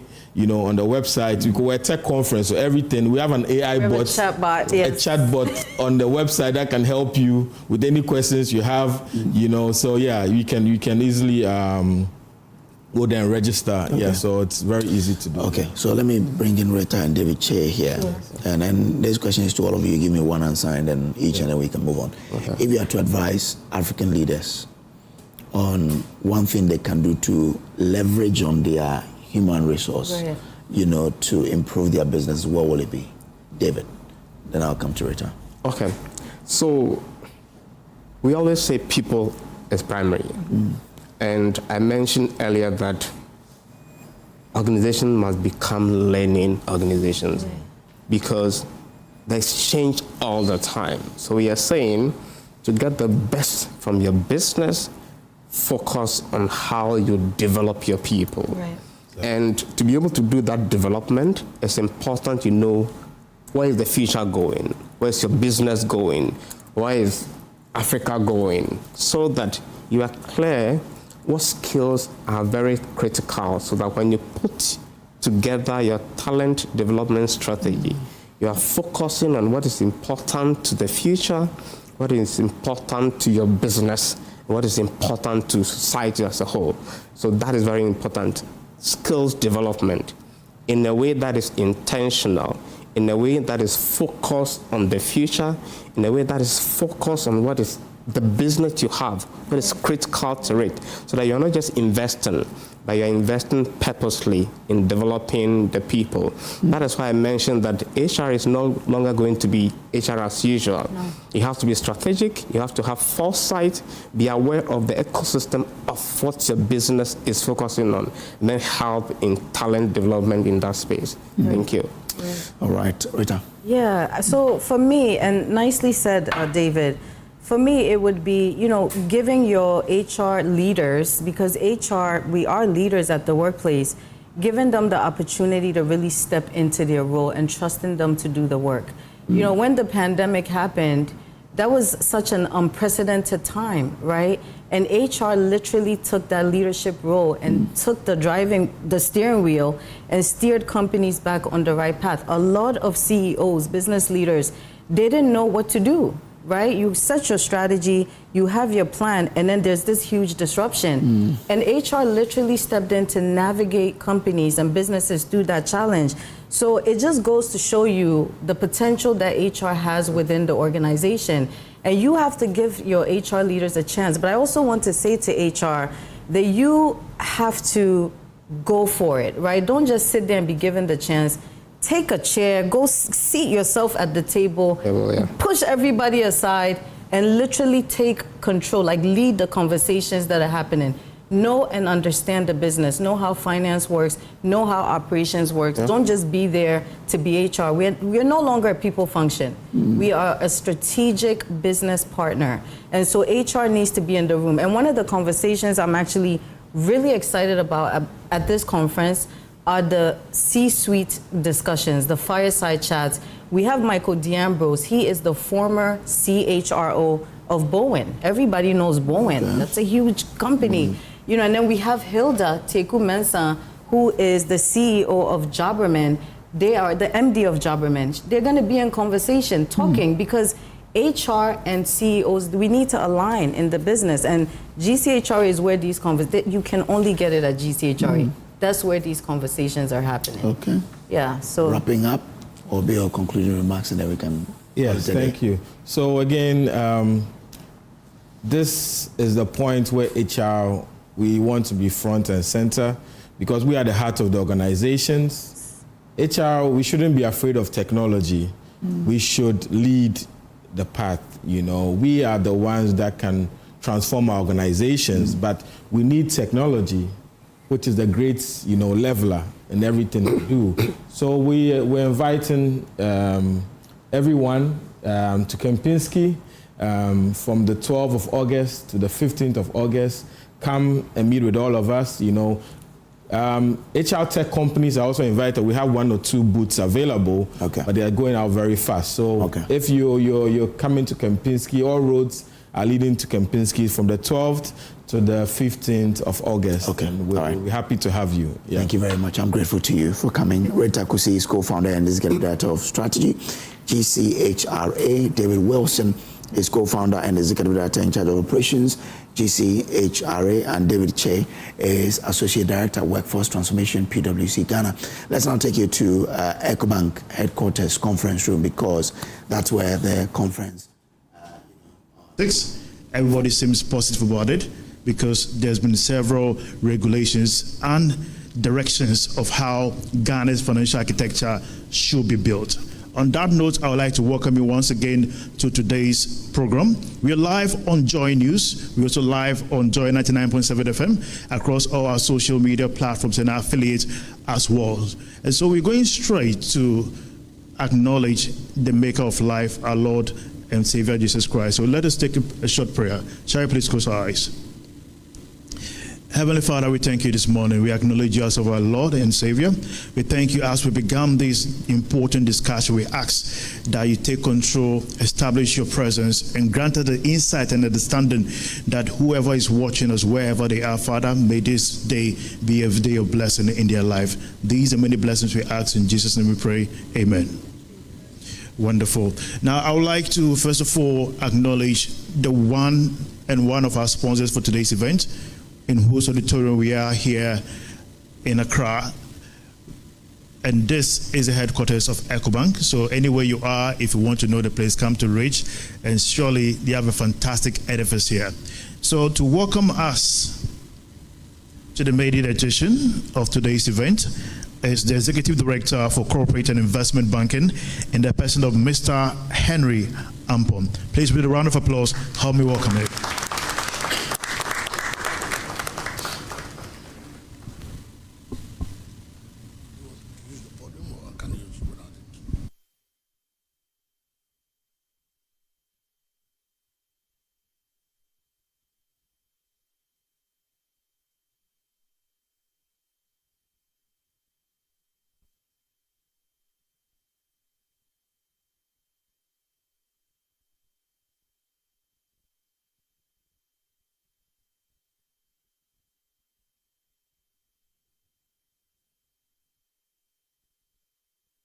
So yes, we're going to have the speech shortly. So you're still live on Joy News, also live on Joy 99.7 FM, and this is the maiden edition of the Financial Dialogue Series. And we have the next voice you're going to hear as of now is the voice of the Executive Director of Corporate and Investment Banking, Mr. Henry Ampon. Very much. Good morning, distinguished ladies and gentlemen. I would like to especially acknowledge the presence of Mr. Shabu Haruna, the CEO of Mobile Money Limited, Akosua Blay, the CEO of, the Chief Business Officer of GIPS, and the Managing Director of a Pan-African Savings and Loans Company. Distinguished guests, ladies and gentlemen, and colleagues from Ecobank, on behalf of the Managing Director, I would like to welcome you all to this inaugural edition of the Ecobank Joy Business Financial Dialogue Series under the theme, Driving Financial Inclusion Through Digital Transformation, Unlocking Access, Empowering Communities, Transforming Economies. This theme could not be more relevant. Across Africa, technology is reshaping how people live, work, and transact. Digital innovation is no longer simply changing banking. It is indeed redefining access to economic opportunity. It is enabling individuals, businesses, communities to participate more actively in the formal economy, regardless of geography, income levels, and background. At Ecobank, we have long believed that financial inclusion and digital transformation are inseparable. In fact, they sit at the heart of our purpose as a Pan-African bank. For decades, Ecobank has been committed to bringing banking closer to customers, not the other way around. We recognized early that the future of banking will be digital, accessible, and borderless. And we have invested consistently in innovation to make that future a reality. Today, Ecobank serves millions of customers across more than 35 African countries through one of the continent's most integrated financial services platforms. Our commitment to financial inclusion is not recent. It has been a deliberate strategic priority for many years. Long before digital onboarding became commonplace, Ecobank introduced the Express account, enabling customers to open a bank account directly from their mobile phones without visiting a branch. At a time when access to financial services was still constrained by physical infrastructure, we recognize that a mobile phone will become one of the most powerful tools for expanding financial inclusion. We have continued to build on that vision through mobile banking, USSD services, and digital self-service capabilities that ensure banking remains accessible regardless of device type, location, or level of digital sophistication. Today, more than 800,000 customers are active users of the Ecobank mobile app in Ghana, reflecting both the growing confidence in digital financial services and the trust customers place in our platforms. We have also continued to redefine convenience and accessibility through innovations such as cardless withdrawals using e-tokens across our ATM network nationwide, enabling customers to access cash securely without a physical card. Through our mobile app, customers can also instantly create virtual cards for safer and more convenient online transactions. What is particularly important in these innovations is that they were not designed merely to digitize banking. Indeed, they were designed to broaden participation. They provide multiple pathways into the formal financial system, serving first-time banking customers, digitally active customers, entrepreneurs, and businesses, and enabling them to engage more deeply with the opportunities of a modern digital economy. In our view, this is what financial inclusion means in practice. Not simply connecting people to a bank account, but much more importantly, empowering them to participate more fully in economic life. The progress Ghana has made in digital finance and financial inclusion is one of the Africa's strongest success stories.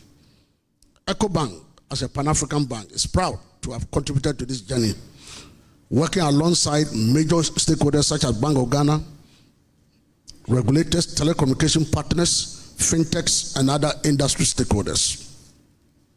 Yet, despite progress made, the journey towards full financial inclusion is not far from complete. Millions of Africans remain underserved by formal financial services.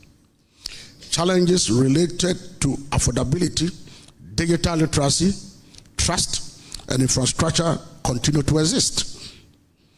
Addressing these challenges requires more than technology alone.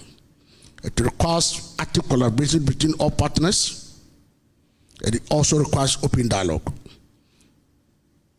More so, it requires shared commitment to innovation that serves people, not just systems. That is precisely why we have collaborated with our major collaborator, Joy FM, to establish this platform. The Ecobank-Joy FM Business Financial Dialogue Series is intended to be more than an event. It is a thought leadership platform designed to facilitate meaningful conversations on issues shaping the future of finance, business, and economic development in Ghana and indeed across Africa. Through open dialogue, diverse perspectives, and practical insights, Ecobank hopes to contribute to solutions that drive sustainable growth and greater financial inclusion in this country and beyond. This morning's discussion will explore some of the most important questions facing our industry. How do we accelerate access for the unbanked and underbanked?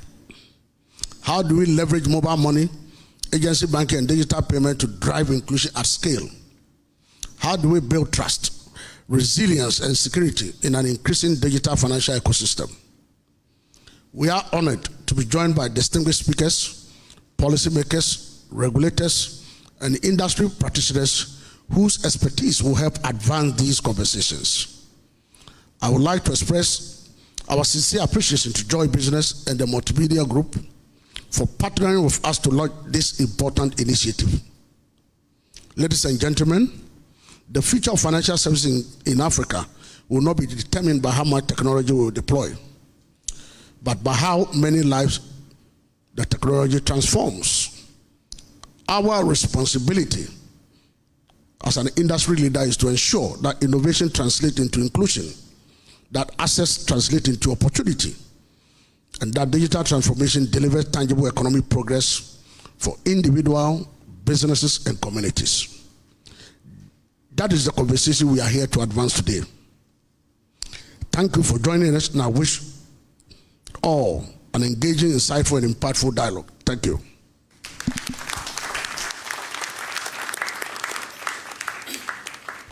What a way to open the show. Thank you so much, Mr. Henry Ampom, Executive Director for Corporate and Investment Banking. Please, you can do it better for him once again. Indeed, today's conversation is still happening. We'll be delving deeper to really understand the real impact beyond just opening an account to ensuring that businesses, individuals are financially empowered. Once again, to help us do us the honors of giving us clarity about why we're here and understanding the purpose of today's gathering, help me welcome the head of Joy Business at the Multimedia Group, Mr. Nanabe Brown Addo, with a round of applause, please.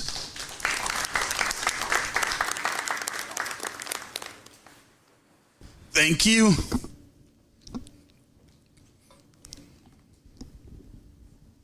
Good morning once again. I'm happy to be here, and I consider this event very, very useful.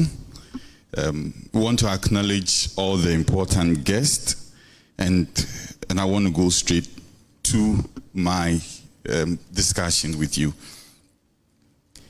Distinguished invited guests, representatives of the various financial services industry, members of the business community, ladies and gentlemen, today is significant not simply because we are hosting another business event, but because we are starting what we hope to become Ghana's premier thought leadership platform on banking, finance, and economic development.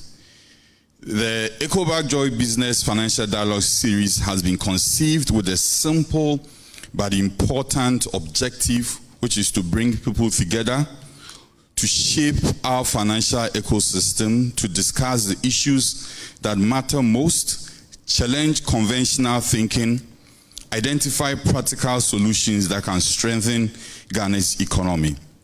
At Joy Business, this is exactly what we believe our role should be. Our mandate goes beyond just reporting markets, budgets, corporate announcement. We exist to produce trusted and insightful business journalism that helps people understand the economy, empower businesses to make informed decisions, and contribute meaningfully to national development. But we also recognize that journalism has another responsibility. It must convene, it must connect, it must explain, and where possible, it must shape solutions. The most respected business media organizations around the world do not simply report what happened yesterday or a few minutes ago. They create platforms that influence what happens tomorrow. That is the philosophy behind this dialogue series.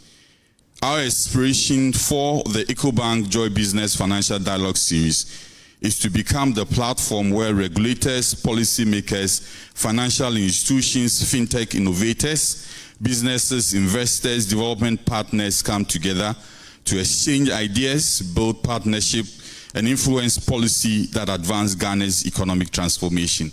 And we are delighted that Ecobank shares this vision. Ecobank has consistently demonstrated leadership in digital banking, innovation, and financial inclusion across Africa. This partnership therefore brings together two institutions with a common belief that meaningful conversations can shape meaningful change. Ladies and gentlemen, the choice of today's theme could not be more relevant. Digital transformation is redefining financial services across the world. In Ghana, mobile money has revolutionized payments. Digital banking is making financial services more convenient. And I must say that I don't remember the last time I stepped foot in my branch. It's been like 6 years. I've never visited any of the branches that I belong to, because just at the click of the button of my mobile phone, I can do everything. Many micro, small, and medium-sized enterprises still struggle to access appropriate financial products. Digital literacy gap persists, and while cyber fraud and online security continue to undermine public confidence. And I don't know how many of you have been defrauded before. And with all that I think that I know, I have had a chance of being defrauded. I decided to buy pizza for my son, and during our day, and I waited and waited and waited, and the pizza never came. And the people explained the processes and everything to me perfectly. And so I believe that you and I agree that even though this digital transformation is really taking shape, we still have due concerns. And I believe that this platform would offer us opportunity to think together on how we can really address these concerns that undermine public confidence in digital transformation, the digital transformation move. So these are not just challenges that any single institution can solve. They require collaboration, they require innovation, they require informed dialogue. That is why today's conversation is important. We are hoping that we'll examine how digital banking can reach underserved communities, how mobile money and digital payment system can accelerate financial inclusion, and how cybersecurity and consumer protection can strengthen the trust in Ghana's digital financial ecosystem. Most importantly, we hope that these discussions will move beyond identifying problems to generating practical recommendations that policymakers, regulators, and the industry can act upon. As Joy Business, this is the value we seek to create. We want to be the first point of reference whenever business discussions are being made. We want to be the trusted platform where businesses find opportunities, policymakers engage constructively, industry leaders collaborate on solutions, and above all, we want our journalism to have impact, not only by informing the public, but by helping to shape a stronger, more competitive, and more inclusive economy. On behalf of the Joy Business and the Multimedia Group, I express our sincere appreciation to the Ecobank Ghana PLC for partnering us to establish this platform. We thank our distinguished keynote speaker, our panelists, and every participant for contributing your expertise and experience to what we will hope to become an enduring national institution. Ladies and gentlemen, I wish all of us a productive and engaging dialogue. Thank you. Thank you very much, Nana Behi, the head of Joy Business. Please, a round of applause for him once again. Before we hear from our keynote speaker, we have a very brief documentary which basically captures, it's a compelling documentary which highlights how digital financial services are transforming the lives of market women, farmers, entrepreneurs, and small businesses while exposing the barriers that continue to limit financial inclusion. So I'll kindly entreat that we fix our eyes to the screens in just a few minutes as we watch this compelling documentary right now.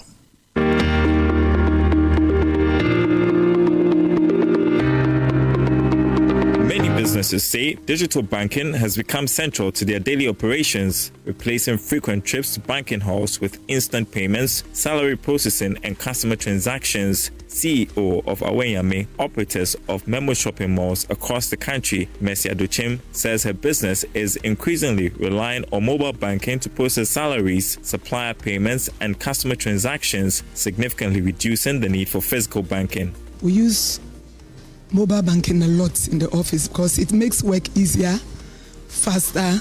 It helps us to handle less cash. We do a lot with Ecobank.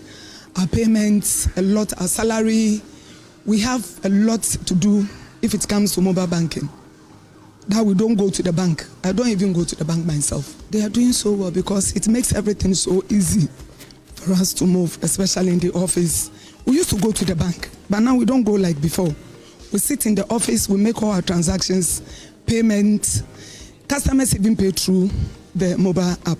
Although businesses acknowledge that digital banking has improved operational efficiency and reduced cash handling risks, General Manager of Aweyame, Dora Wate, believes banks must simplify their mobile applications and intensify public education to encourage more people to adopt banking apps instead of relying solely on mobile money. Handling cash these days is very risky, so using mobile app is very convenient for our customers and they use it a lot. Digital banking has really helped us a lot. It's fast, it's very convenient. It helps us also, we can say our money is secured. Cashiers don't handle our cash directly. Every transaction goes straight into our bank account, so we are very okay using the mobile banking. I think we need education. Education is the key. When they start educating the public on the advantages of using mobile app, we would be interested. Some of us, we've not even heard it before. Some of us, we see people doing it, but we don't know what goes into it. So they can go around shopping malls, mounting up stands, doing adverts, telling people about the advantages they would get when they use mobile app. They can even tell us how safe our monies will be, how secure our transactions will be. And with that, I'm sure a lot of people will be interested. Finance professionals also want financial institutions to focus on improving customer support and resolving transaction failures more quickly, saying occasional system downtime disrupts business operations. It's not even as it's about the customers. When there is a downtime, there are occasional downtimes that interrupts the transactions that we do here. And I believe that's our biggest frustration. I believe it's about how quickly we can resolve issues. So if a feature is added where we would be able to resolve issues like system downtime, transactions on hold and all that faster, I think it's going to help us. Customers are also embracing digital banking as electronic payments become the preferred option for shopping and everyday purchases, reducing the need to carry cash. I do have a mobile banking app. That's Ecobank. I have a Ecobank card and I use it for shopping. Anytime I go out to shop, that's what I use. And I use it because it's very convenient.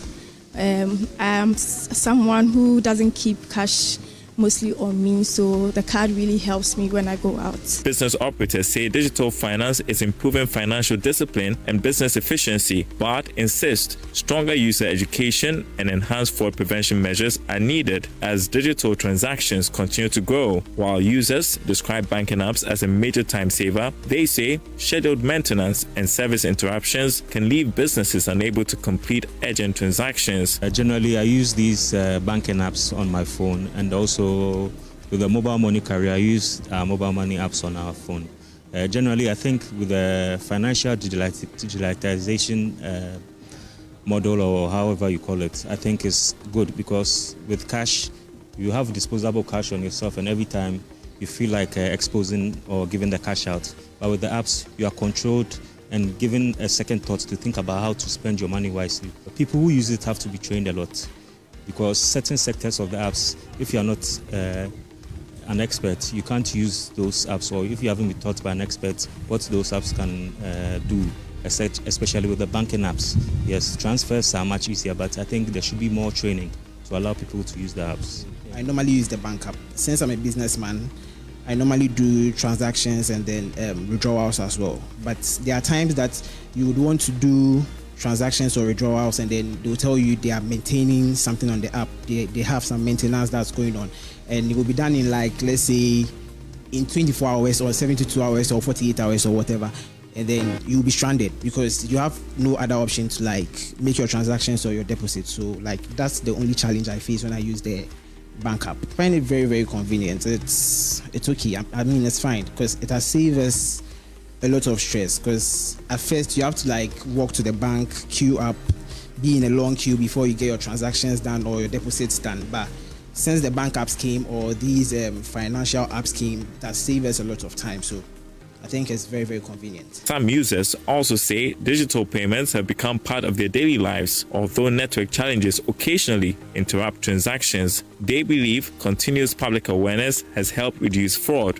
To me, it's easy and reliable, because sometimes if you holding cash on you, you might maybe misplace it and stuff. Sometimes if the network is bad, that's the only challenges that I normally face. But apart from that, everything is fine. I've been educated about the what was the name? This mobile money app fraud and stuff. So I know a lot about it. So I'm very conscious of whenever I'm doing my transactions. So I don't have any challenges with that. I mean, ever since I was introduced to these things, I think it has helped me a lot.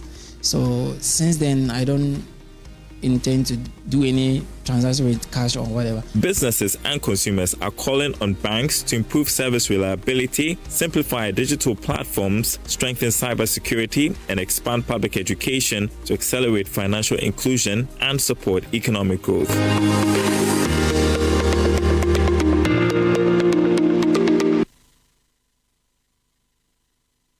Hello. So this video indeed captures the real reaction from the marketplace in regards to financial inclusion, how customers have been responding to your services. I'm sure various stakeholders here are guided. Indeed, this is how the market has felt so far in using your app. I've been a lover of, first-time lover since I was campus when Ecobank came to me. So I've been using one account all these years thanks to Ecobank. So to catch them young, please go to the senior high schools, go to the secondary schools. If your competitor is also here, go to them. But I always say, go for Ecobank, the Pan-African Bank. A round of applause to yourself also here. We are also live on Joy News and also live on Joy 99.7 FM. If you're watching us anywhere, this is the Ecobank Joy Business Financial Dialogue Series. And the topic which we are having this afternoon is driving financial inclusion through digital transformation, unlocking access, empowering communities, and transforming economies. Indeed, this is a time where we hear from our main speaker for today. Hearing from the regulator gives you some kind of prospects about what to anticipate if you're a key player in the sector. And for that, we are grateful to have representing the governor of the Bank of Ghana in the person of Mr. Oreku Osari. He's the head of FinTech and Innovation Department at the Bank of Ghana. Please, with a round of applause, help me welcome him. Thank you. Good morning. This is home. I'm sure a lot of you know why I'm saying this. When I walked in, I noticed that the Wi-Fi was trying to connect me back. So I felt that, no, I'll probably be going against ISO rules, right? So I declined it. The governor sends his greetings, and he really wanted to be here. There's been some prior commitment that he was trying to move, but it didn't happen. You notice I walked in slightly late. So he actually called me to say, Rick, are you there? Because I really wanted to be there. I don't want to disappoint them. This is something that he's really passionate about. And he believed that being part of this is a very good thing to do to at least ensure that as a regulator we are moving together. Good morning, former colleagues. Let me just do this on behalf of the governor, the board and management of Ecobank Ghana PLC. I see my brother Nana. I call him Nana. The management of Multimedia Group and Joy Business, representatives of governments, heads of financial institutions, development partners, ladies and gentlemen, Good morning again. It is a pleasure to join you at this inaugural session of the Dialogue Series. Let me commend the organizers, Ecobank and Multimedia Group, for creating this platform for open dialogue on the future of banking, finance, and economic development in Ghana and in Africa. The theme of this inaugural dialogue, driving financial inclusion through digital transformation, it really captures what we should believe is the next frontier.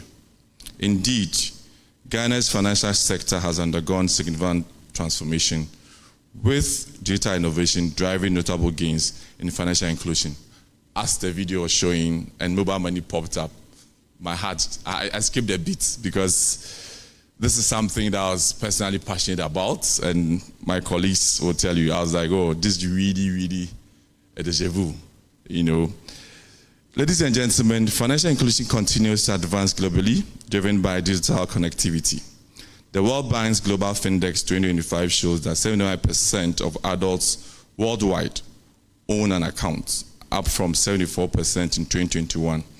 In low and middle income economies, account ownership has reached 75%, including 78% with a smartphone, whilst women accounts ownership in these economies has nearly doubled since 2011 to 73%. This tells a story. That of men is really increasing at a decreasing rate, and our ladies are really accelerating. So in solving for some of these problems, there's a lot of focus on how do we bring ladies along as well. Mobile technology has been critical to this progress.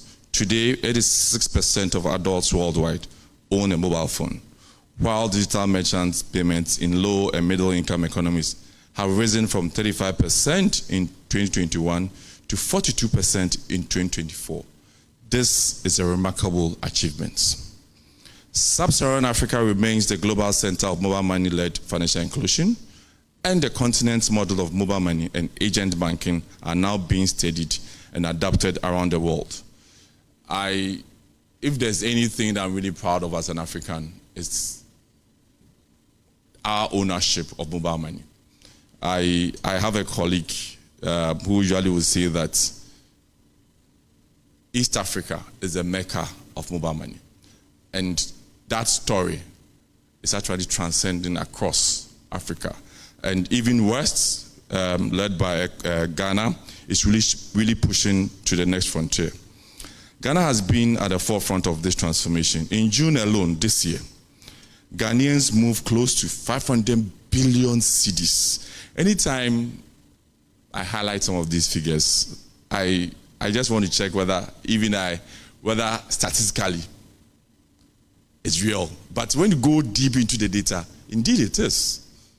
I think as Ghanaians, we deserve to be really proud. And I think we deserve to give ourselves a round of applause. This amount, or this figure, actually went through 954 million unique transactions. And this is supported by 26 million active customers, and went through 546,000 active agents. And I'm really looking at Shaibu, who is the CEO of MMFL, as being a major player in this space. Thank you, Shaibu, and your team. Ladies and gentlemen, access is, however, not the same as inclusion. 85 million registered mobile money accounts, only 25 million were active in June. That's roughly 1 to 3. And that is actually the best average globally, for you to have 1 out of 3 wallets being active. And this should tell you that Ghana has a unique story.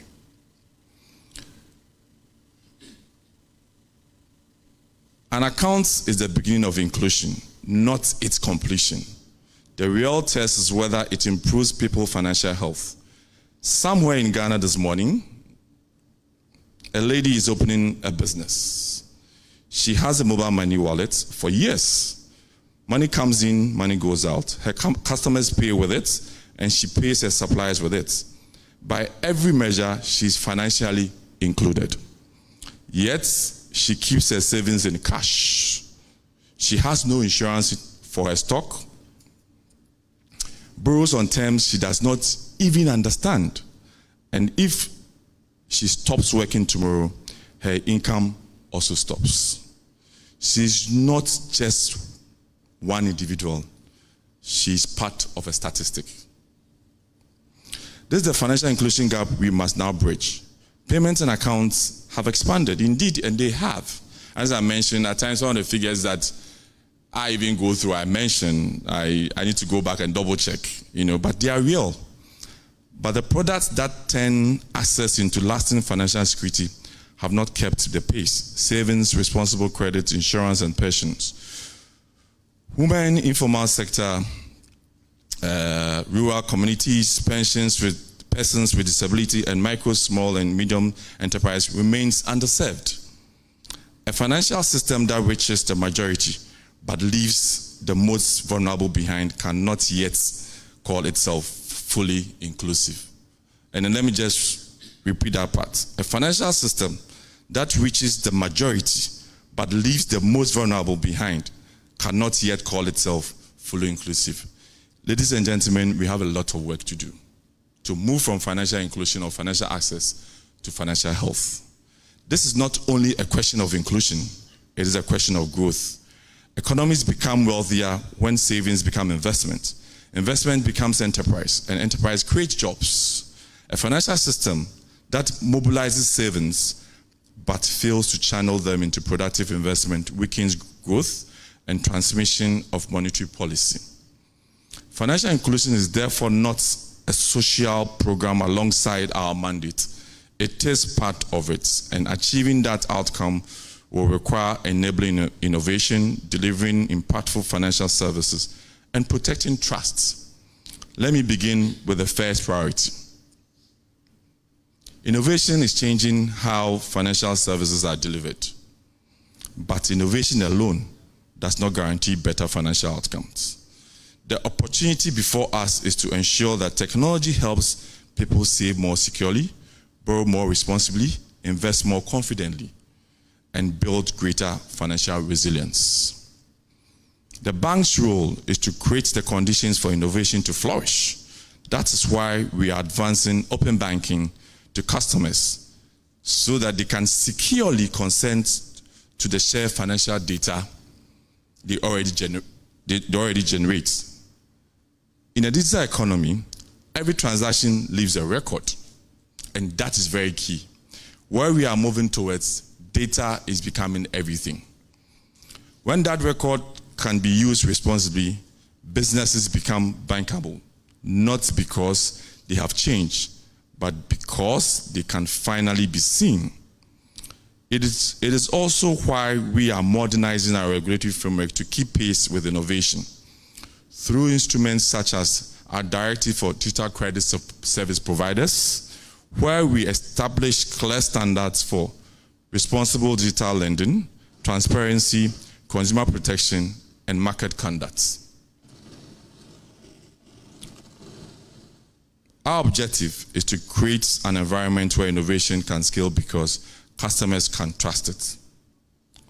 The conditions for that lending are also improving. For much of the past decade, lending to government paid better, paid faster, carried less risk than lending to a business. That is really now changing. I don't know whether I should go. That is really now changing, ladies and gentlemen.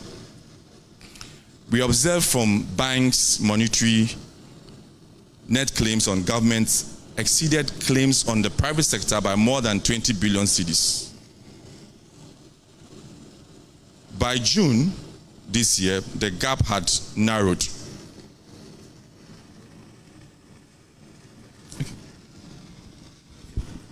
All right, we apologize for the technical hitches. It's just being addressed right about now. Yeah, so whilst we are here listening to the address, we still want to acknowledge you that you're still live on Joy News as of now, also live on Joy FM 99.7 FM.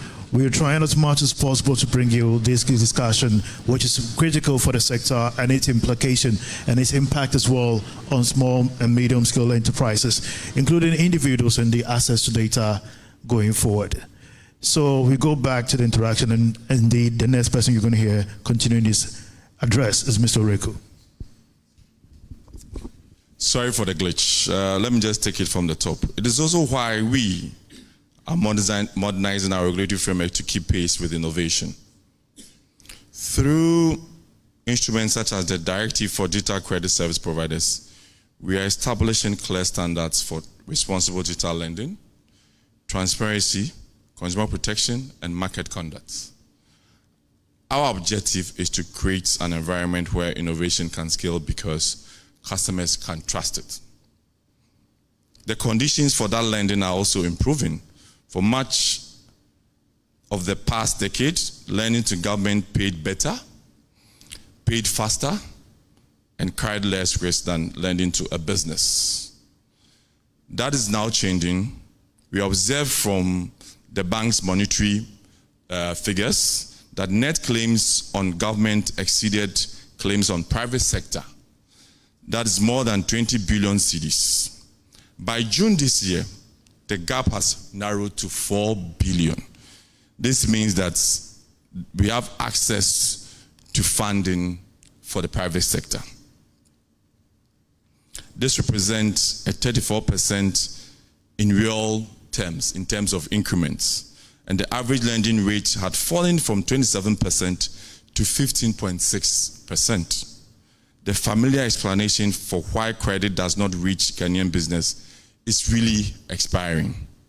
The industry's role is to use that framework to expand opportunity. The greatest constraints on credit today, ladies and gentlemen, is increasingly not liquidity, but information. Alternative data can help extend finance to households and businesses that conventionally underwriting has overlooked for years, but innovation must also be responsible. The measures for success is not how quickly a loan is approved, but whether it strengthens the financial health of the customer. That is the standard by which we intend to measure digital finance in Ghana is really changing. The second priority is how do we turn access into financial health? And that is a very key point that we, as the Bank of Ghana, we are working together with the industry to get to that point. Financial services cannot be designed for an average customer who does not exist. A market trader, a cocoa farmer, a salaried worker, a young entrepreneur do not experience the financial system in the same way, and one product will not serve them all. That is why we have reformed the microfinance sector, replacing a fragmented framework with 4 categories of institutions aligned to customers they serve, supported by a restructured Apex Bank, providing shared platform across. Rural banking is also evolving into community banking, strengthening the delivery of last-mile financial services. We have also built the infrastructure. In June, 6.2 billion cedis moved between competing providers because wallets can now transact seamlessly across the network. Obviously, this is also supported by the active base that I talked about. That is around 566,000 agents in their respective communities, because we cannot have branches across. So these agents indeed are the branches that these transactions go through. Our objective is a dependable national access network, not merely a large one. We are not interested in large networks, but an efficient one. What moves across the network is now the industry's decision. Those same agents can distribute savings, pensions, insurance, responsible credits, not just as cash in, cash out. The bank can license and supervise. It cannot design products for the segments that we intend to financially include. That responsibility sits with us, and I see Ecobank championing this. I think Ecobank deserves a round of applause. The third priority is how do we protect the trust that runs through the system? Digital payment in Ghana today is as good as cash. It settles a debt, closes a sale, and sends money home. That confidence is one of the financial system's greatest achievements, and it rests on trust. Every time a Ghanaian accepts electronic money instead of cash, they rely on a simple promise that that value in their wallet indeed is real. And it goes back to when we started mobile money in the ecosystem. I love telling this story. You find customers depositing cash at one agent, go around the corner, go and check whether they can withdraw it. They were testing trust. That is where MTN came up with this slogan, Mensaka. What the system was trying to do is to ensure that they can take trust through a proper litmus test. And the numbers that I'm talking about is not as a result of any major technology infrastructure, but because that trust has been preserved to date. Every time there's a transaction happening, there's a promise that the funds is fully backed and redeemable on demand. That promise is upheld through effective regulation and supervision.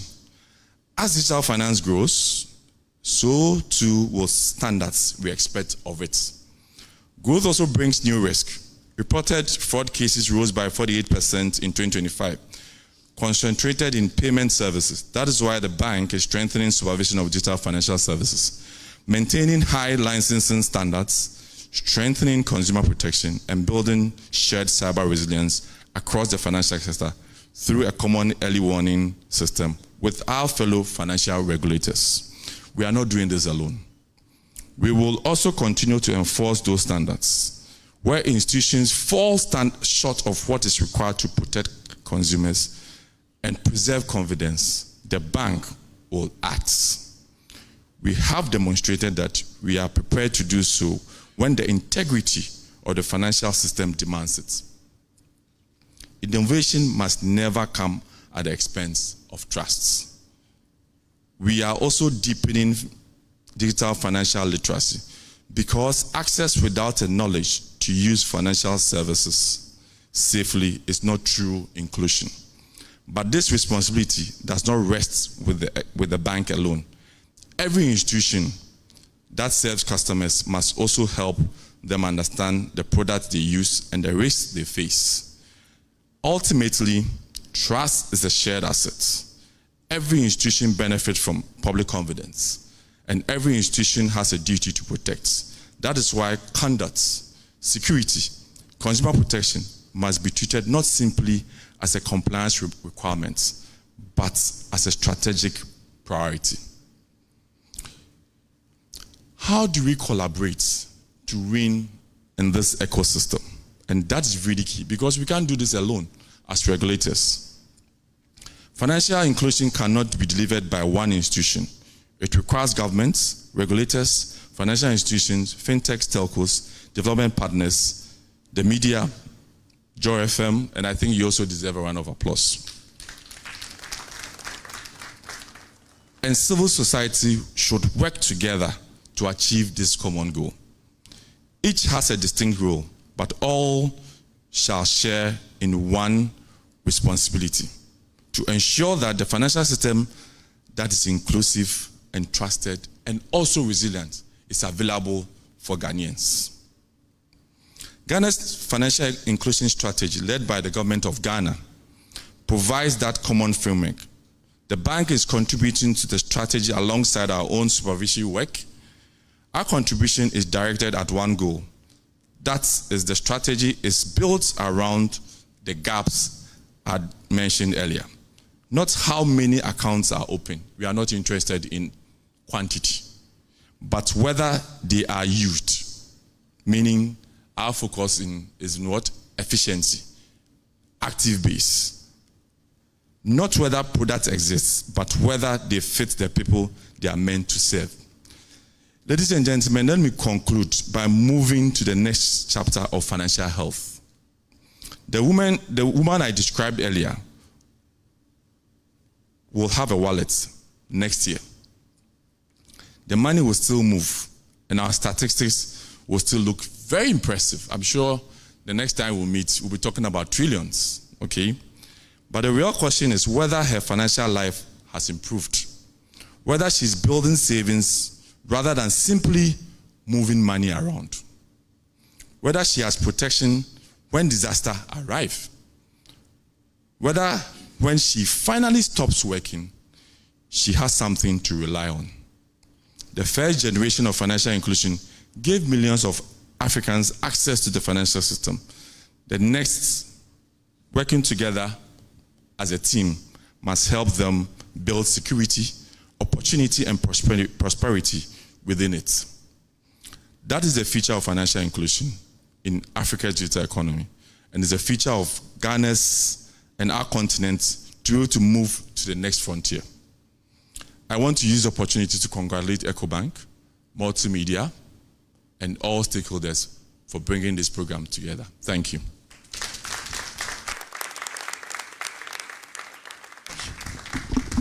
Thank you very much, Mr. Oreku Sari, the head of FinTech and Innovation at the Bank of Ghana. Indeed, that was very insightful speech. Please, a round of applause for him once again. We'll be moving to another session, which is basically the panel session. And the first panel session will be on reaching the unbanked, the digital banking adoption in rural and urban areas. And each will be moderated by my colleague and the host of AM show, Kojo Brace. And also, we'll be having, the panelists include Mr. William Nana Danso Abiem, and also he's the country head of consumer and commercial banking product at Ecobank PLC. And we'll be having once again Mr. Oreku Sari, the head of FinTech Innovation of the Office of the Bank of Ghana, and Nelson Kwashi Dasegla, the founder and chief solutions architect at COBA. But before we do the panel session, we want to take a short commercial break. When we come back, the next voice you'll be hearing is the voice of Samuel Kojo Brace, who will be taking over the moderation. Please, a round of applause for yourselves as well.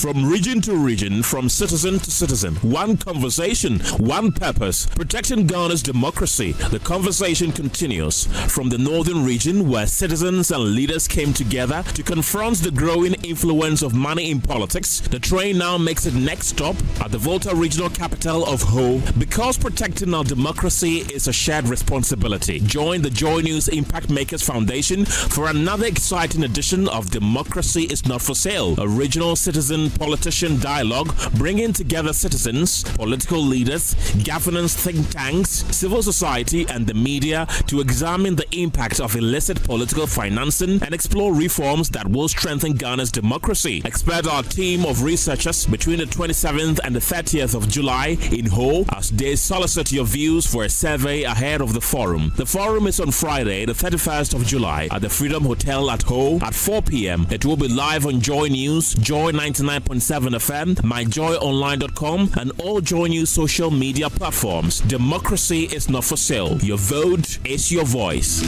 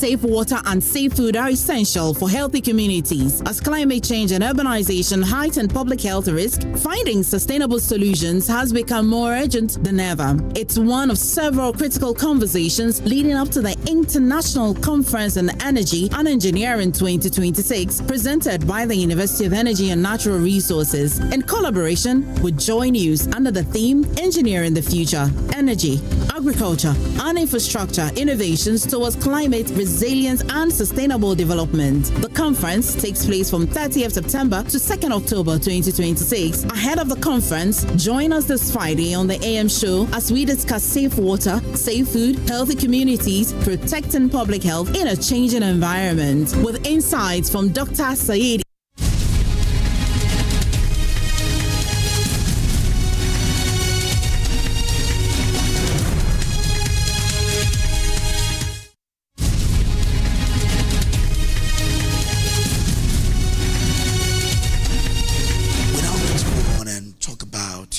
Something that is of interest to all of us here, and we're looking at reaching the unbanked digital banking adoption in rural and urban areas. And thank you, Joy Business, for allowing me to do this, because I'm the boy from the rural area and very rural, but so I'm glad that I'm going to do this.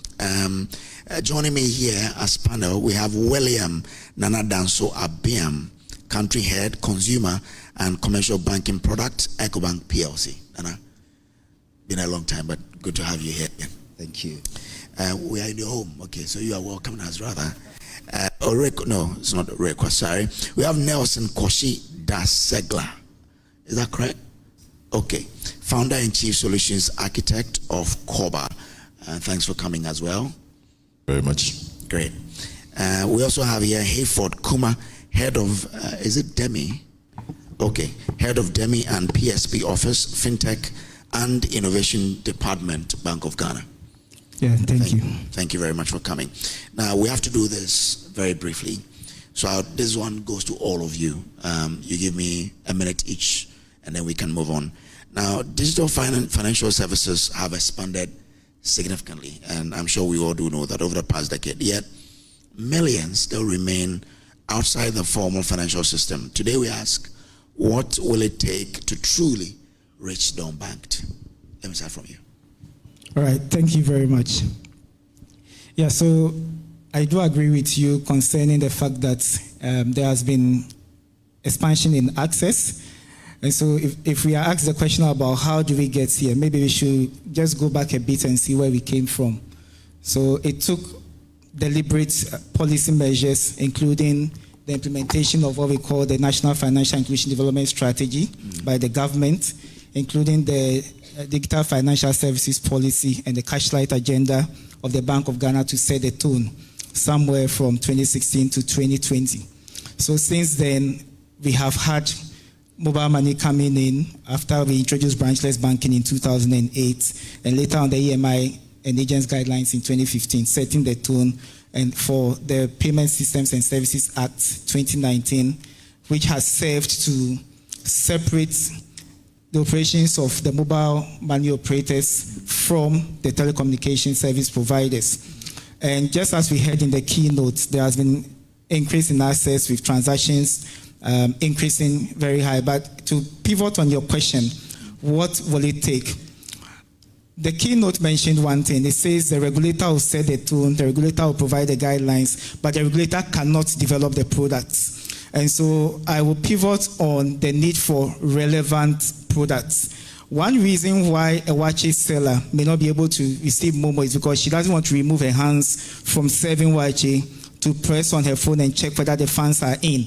So can we have a solution where instead of a text message or instead of the English language, she's actually receiving a voice prompt saying Sikanatum?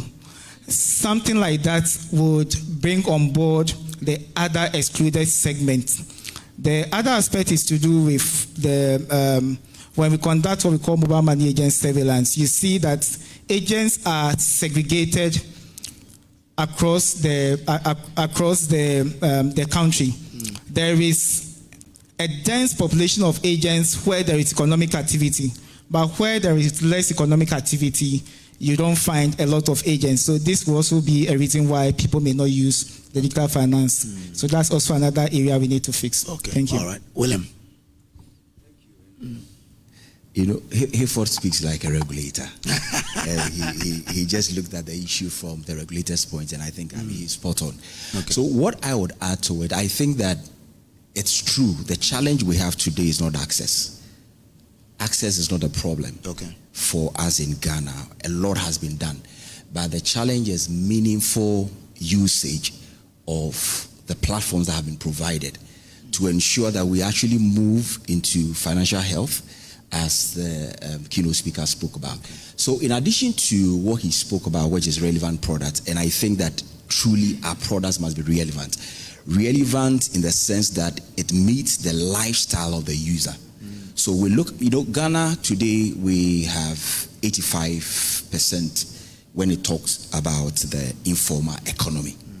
Yet, most of the products that we design within the financial space are tailored towards the formal structure.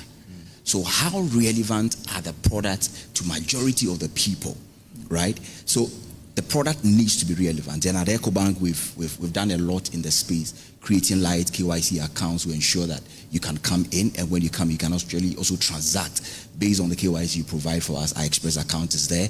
Express Point, which allows us to be able to provide limited skill services to people beyond the branch, is also available for people. We have solutions like the T-bill for all, investment on mobile wallets available for people. So relevant product is key. The next thing I will speak about is stronger collaboration, because this issue of financial inclusion, one party cannot do it. He's a regulator, and he spoke from the point of the regulator. Key player, the banks are there, the mobile money operators are there, the agents are there, the government is there. So there are a lot more people in the space, and we should see how we come together and ensure that we leverage on the strength of each other to provide that meaningful access that we are talking about. So it's also important we look at that. Then last thing possibly I would add to it is that we also need to make, maybe that is even connected to the relevance, you know, of the product. We need to make our processes also quite simplified. And I'm ashamed to speak about this, but I need to talk about it. If you look at Mobile Money Limited, and Shaibu is here, when they started their journey with mobile money, you walk to an agent, you want to do a transaction, you literally have two things to do. You do cash out, the agent will do everything, and when you are done, you approve. When banks came in, we turn this around. The customer would have to do everything, and the agent now confirms that he has received the money and gives it to you. So you realize that the processes that we put in place sometimes are not as user-friendly as they should be.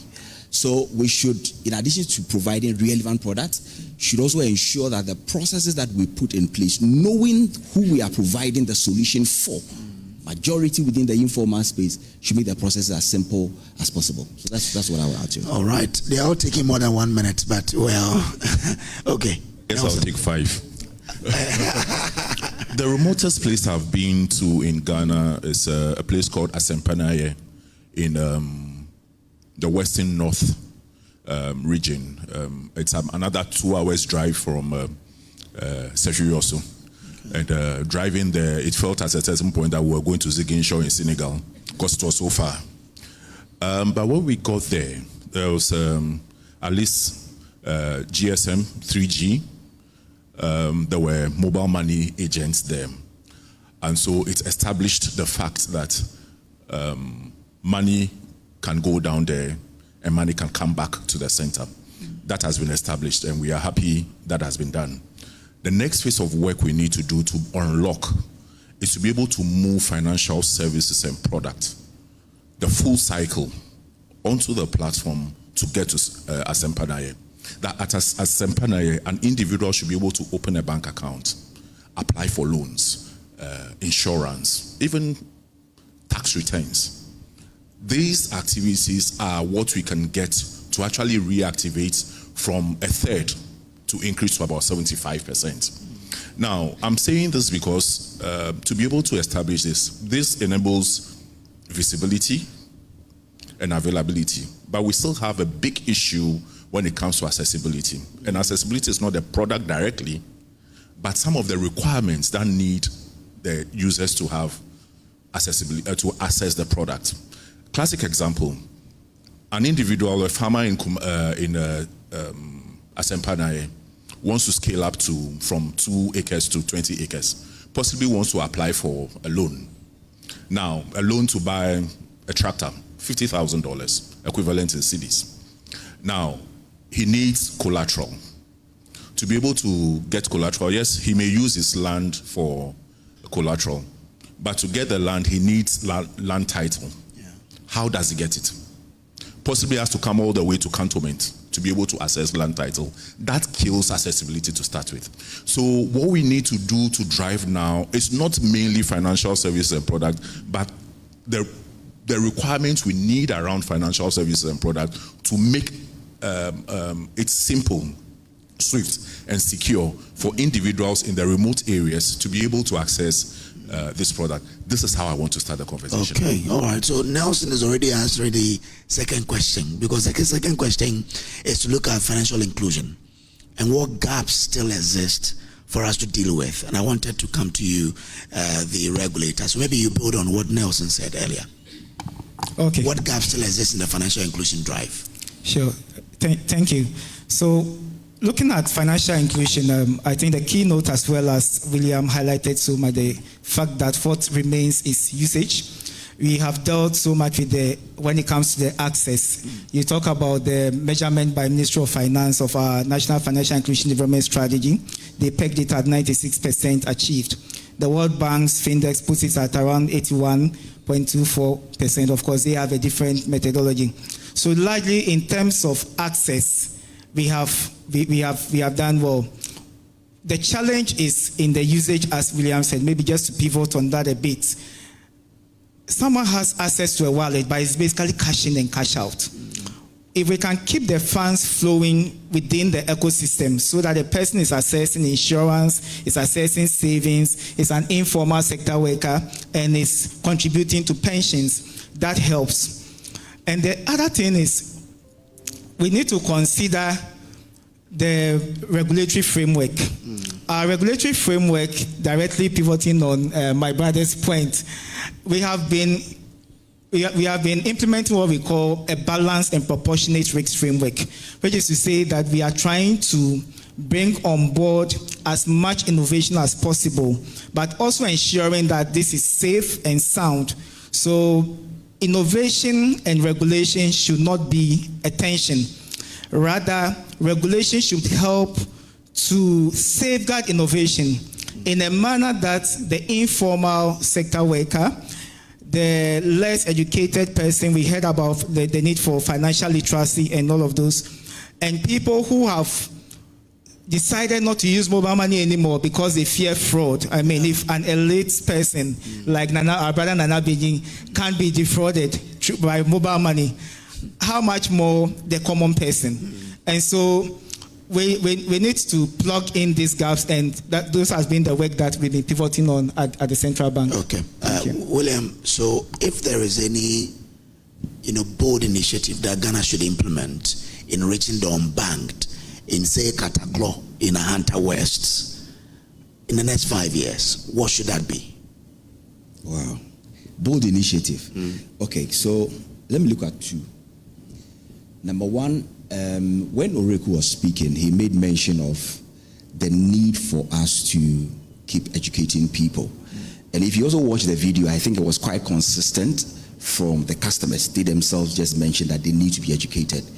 First, I would go for embedding financial literacy and digital literacy in our curriculum, even at the basic level. And we need to start it from that level. I mean, currently there's a conversation around getting our kids to learn Chinese and all that. I would rather go for financial and digital literacy from that level. That's the first one. The second one I would also put out would be that I think Ghana has done remarkably well with Ghana Card, which today provides that digital identity that enables, financial services to be rolled out. Because once you solve the issue of digital identity or the identity of the person, and you have enough data on the person, you've really done a lot that should allow you to now roll out more products to the person. But I think we can also add to that, and I've heard this before, can we enable a wallet behind Ghana Card? Okay. And this thought is, of course, we already have solutions like the Ghana Pay, which we can easily embed and ensure that anybody who has a Ghana Card, once you go through that digital identity journey, we provide you with a wallet to start your life with. And that, connecting that to all the services, the government services that we have, and all the other services that people would need to enjoy, immediately solves the issue of access and provides opportunity for people to also now be financially included. So if you ask me for bold initiatives in the next 5 years, these are two things I'll talk about. Okay, this should be bold enough. And BOG is listening, and we'll see what they could do. So Nelson, let's look at the fintechs and the opportunities that exist that fintechs can also take advantage of and reach the unbanked, as we are talking about. To start with the bold initiatives, I think one of the things I would like to see is a one-stop shop that brings together all the points that I raised, where in there we can do quick due diligence, appraisal, KYC, that also links the government agencies, and we need to do this in collaboration with all the government agencies. It's not a Bank of Ghana or single regulator requirement, something we need to do with all agencies to make sure that at one go, an individual can see everything associated. And I like the idea of the Ghana Card, which is a starting point, but how do we link all other services to the Ghana Card? The other bits for me, which should be bold, is for us to take, yes, the global standards for money laundering and all those kinds, but also adopt them to our local and traditional ways of getting things, because it's not everything that is global standard that we enjoy in Asampanaye. The chiefs, the opinion leaders also have some level of KYCs that we can actually adopt and standardize.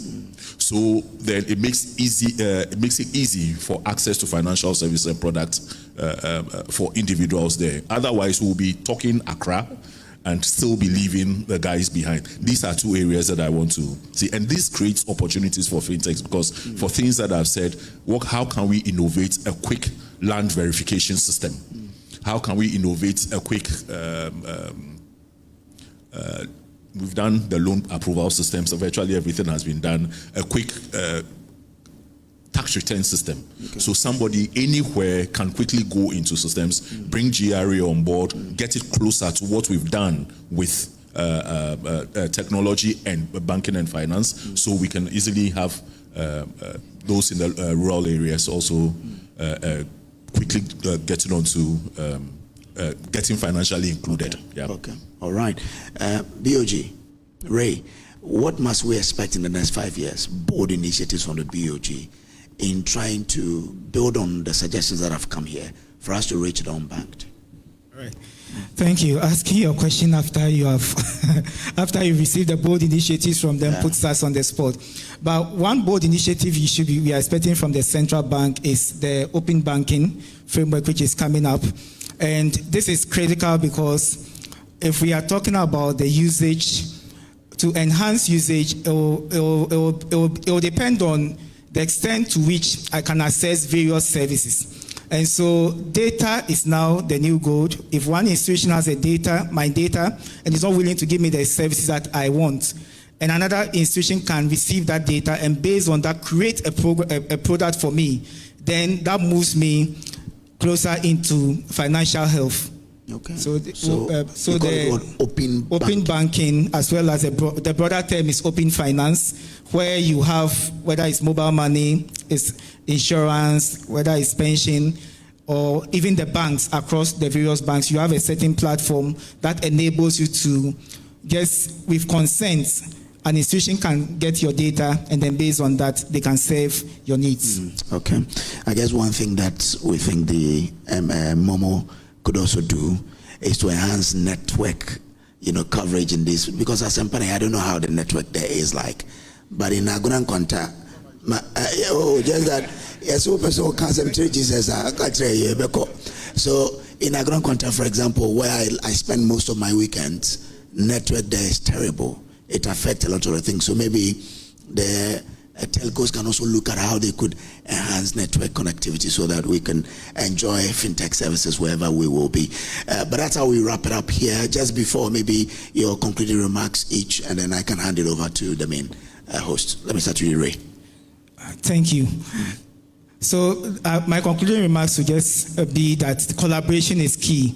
Concerning network connectivity and so on, it is not the mandate of the Bank of Ghana, neither is it the responsibility of the DEMI, but we are required to have a close collaboration with other regulators. So Bank of Ghana collaborates with NCA, we collaborate with Data Protection Commission, we collaborate with Cybersecurity Authority, as well as our other regular collaborators, which is the fintechs themselves and the banks. So what is needed is for this collaboration to lead to fashioning out avenues where we resolve problems without necessarily pointing fingers as whether this is coming from this institution or this coming from the other institution. So collaboration will be very key. Thank you. Thank you. William.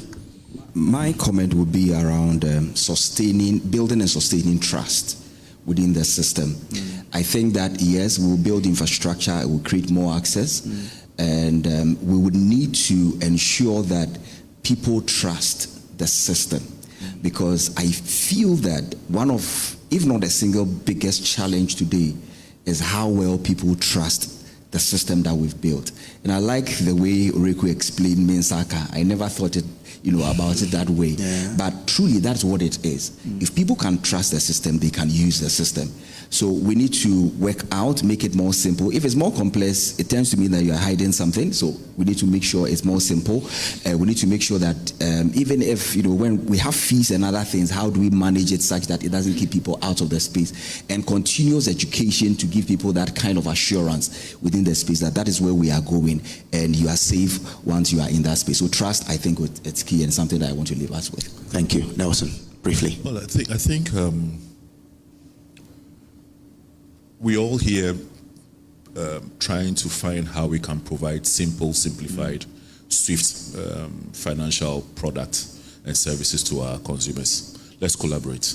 I believe we can, for what we've done over the years, I believe we can get this done, and we just need to work together to get it achieved. Thank you. Thank you very much. So that's Nelson Koshi Dasegla. He is founder and chief solutions architect at Korba. You also heard from William Nana Danso Abiam, country head, consumer and commercial banking product, Ecobank PLC, and also Hayford Kuma. He is head of DEMI and PSP Office FinTech and Innovation Department, BOG. My name is Samuel Kujo-Brace. I hand over to my friend Will Winston for him to continue. Thank you very much, Kujo-Brace. A round of applause for them, please. The next section will be on mobile money, agency banking, and digital payment. And for that, we will be having the CEO of Mobile Money FinTech Limited, Mr. Shaibu Haruna, to join us on the podium. Please, a round of applause for him. Also, the Chief Business Officer for Ghana, for GIPS, Mrs. Akufo-Addo. Please kindly join us. Followed by Madame Jacqueline Duffier-Mpare.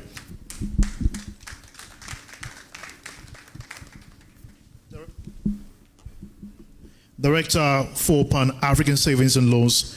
And we will be speaking basically on mobile money, agency banking, and digital payment. Ladies and gentlemen, my panelists, and also as we go straight to the initial conversation, I'd like to first of all hear from Mr. Swaibu. We've seen arguably mobile money has been one of the greatest in terms of impact and successfully ensuring financial inclusion. Story of Ghana is heard globally. We want to understand what has driven your success and what lessons can the wider financial market learn. Thank you very much, and good morning, everyone. I just want to start off by acknowledging Ecobank and Joy FM for putting this together. Very well done. Thank you very much. Now, I think everybody has a mobile money story, right?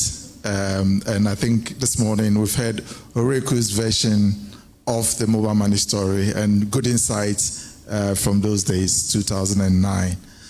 But I think what the story of mobile money says about us is a story around how we have taken a view of an inclusive approach towards digital finance, bringing on board all the banking partners, bringing on board the fintech community, and the very nature of the regulatory framework that we have in Ghana supporting that evolution and creating almost like a platform for us to be able to collaborate. You know, today, what we've built is just gone beyond bringing people into the ecosystem. And I think the numbers, the statistics have been shared this morning in terms of the inclusion statistics. But I like the discussion and where we are pivoting on, which is around how do we drive financial health or financial well-being of our people. And that's what we are driving today. And if you look at what we are building today, we are not only driving transactions, but we are actually building solutions that addresses the needs of our customers. Today, what we have built is building a platform where consumers can access pension, can access loan products, can access, you can name it, buy investment instruments. These are available.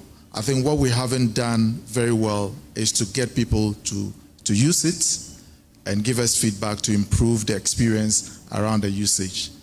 So the mobile money story is one which says participate and ensure that the ecosystem is involved in your evolution, get customers engaged on the products, and address their needs. What are their pain points? Address it, but also give them the confidence to use the service every day and come back to you. And of course, the regulatory framework has also been quite evolving in making sure that our ecosystem works and our customers trust in the service. Of course, we have to work on the trust bit, but I was sharing a small story around trust, and I was saying that this trust thing is a global phenomenon. Just last week, I personally had an experience around scamming, and it involved booking a hotel online. So scammers are not even afraid of the whole scene. No, I'm coming. So I got somebody to book a hotel in Glasgow. We went there, and there was a no-show. The scammer somehow scammed the person to make payments, and they made payment through one of these digital banking solution, Monzo, and that is not a Monzo problem, right? It is the individual who made the booking to verify and validate where they are booking and ensure that it's actually an existing hotel that they can go to, check out the reviews, and ensure that you are safe wherever you are going. So there is a responsibility for the financial service operator to ensure that customers are educated, but the customer also has a responsibility to ensure that they are transacting in a very safe environment, because the digital environment presents an opportunity for both genuine businesses to have access and reach, but also it provides a platform for scammers to also come into the ecosystem to prey on our customers. Thank you very much, Mr. Shaibu. Now, I want to understand, especially when it comes to interoperability, which I would like to hear from Madam Akufo-Addo. Now, how has this transformed Ghana's digital payment? What more needs to be done per your assessment? Thank you. Good morning to your guest audience, and thank you to Ecobank and Joy FM for putting this together. So at GIBS, we are the institution in charge of the infrastructure. So we drive the rails on which mobile money interoperability transactions are done. We are the institution in charge of the GIP, which is the instant payment solution. And what we have done at GIBS is to provide a switch where all the players can connect to one rail. So what it is that if you're an entity, a PSP, a bank, a DEMI, you don't need to have one-on-one integrations with other stakeholders. All you need is one connection to the instant rail at GIBS, and you are connected to multiple stakeholders. So we have the rural banks on board, we have the PSPs, we have mobile money operators on board, and we have the banks as well on board. With one connection, you are connected to all the ecosystem players. And with this, you have expanded accessibility through one channel. Now, connecting through the GIBS rails is important because it actually reduces the cost that you pass on to your customers. Once you are connected to one rail, you don't have to maintain several rails to be able to provide the same service, rather than connecting to the GIBS platform. And when Orico was speaking, he spoke about trust. So at GIBS, one of the things we talk about a lot is having a trusted system which is available all the time, robust infrastructure. We are also on the lookout for the cybersecurity threats and all the fraud threats that take place in the industry to make sure that we provide that trust that our ecosystem needs for financial inclusion and financial health of the customer. So at GIBS, this is what we have done. Amazing. So once GIBS pulls the plug, every financial architecture comes down. And that is why we don't pull the plug. We are reliable, available 24/7, 365 days in a year. Amazing. Please, a round of applause for it. And now we want to come to one institution that basically works on that architecture, which is the savings and loans. Now, which I'm going to hear from Madam Jacqueline. You know, savings and loans institutions play a critical role in serving the SME sector and basically the underserved communities, which is one of the key themes under today's conversation. Now, how has digital finance changed the way you interact with your customers?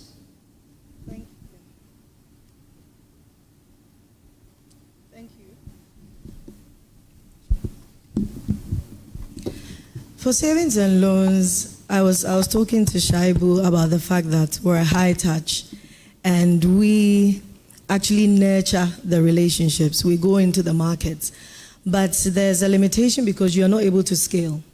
How many feet on street can we have? How many markets can we access? So digital has really enhanced the way we do business to be able to reach more people. But then, so now we're able to open accounts. We're working with a lot of farmers. We do a lot in agric.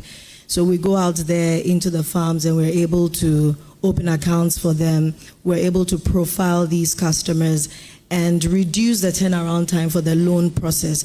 But with the conversations that are happening, there's a theme that keeps resonating. The fact that we need to collaborate and educate the people that we serve and to make sure that it is beyond the transactions. So for us, digital finance has improved our turnaround time, has given us reach, but there's still more to do because we deal with the masses.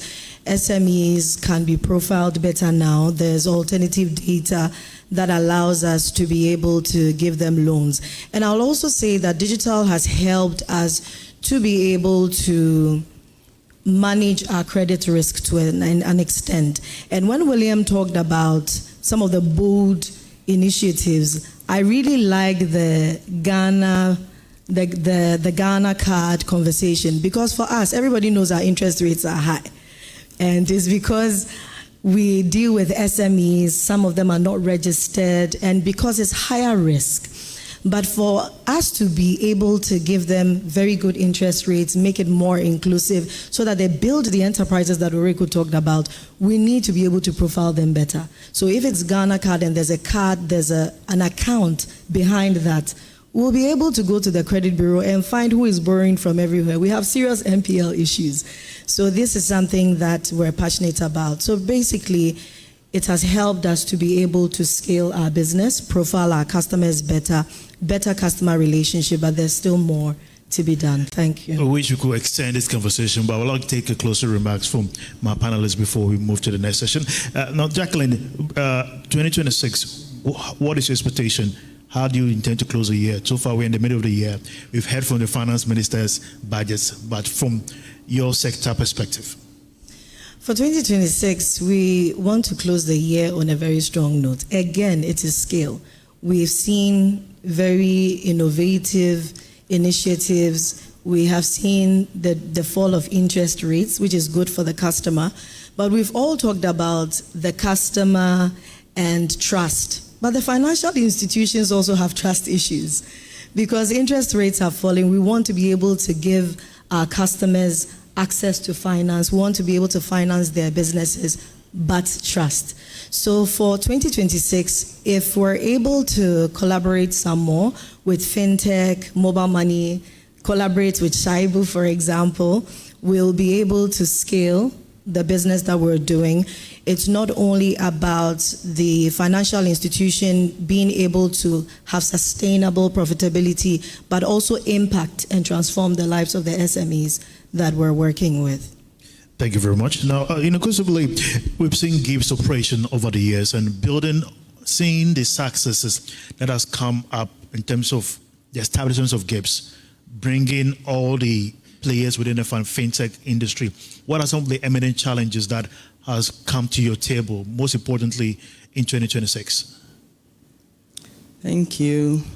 So for us, one thing we see a lot is network challenges.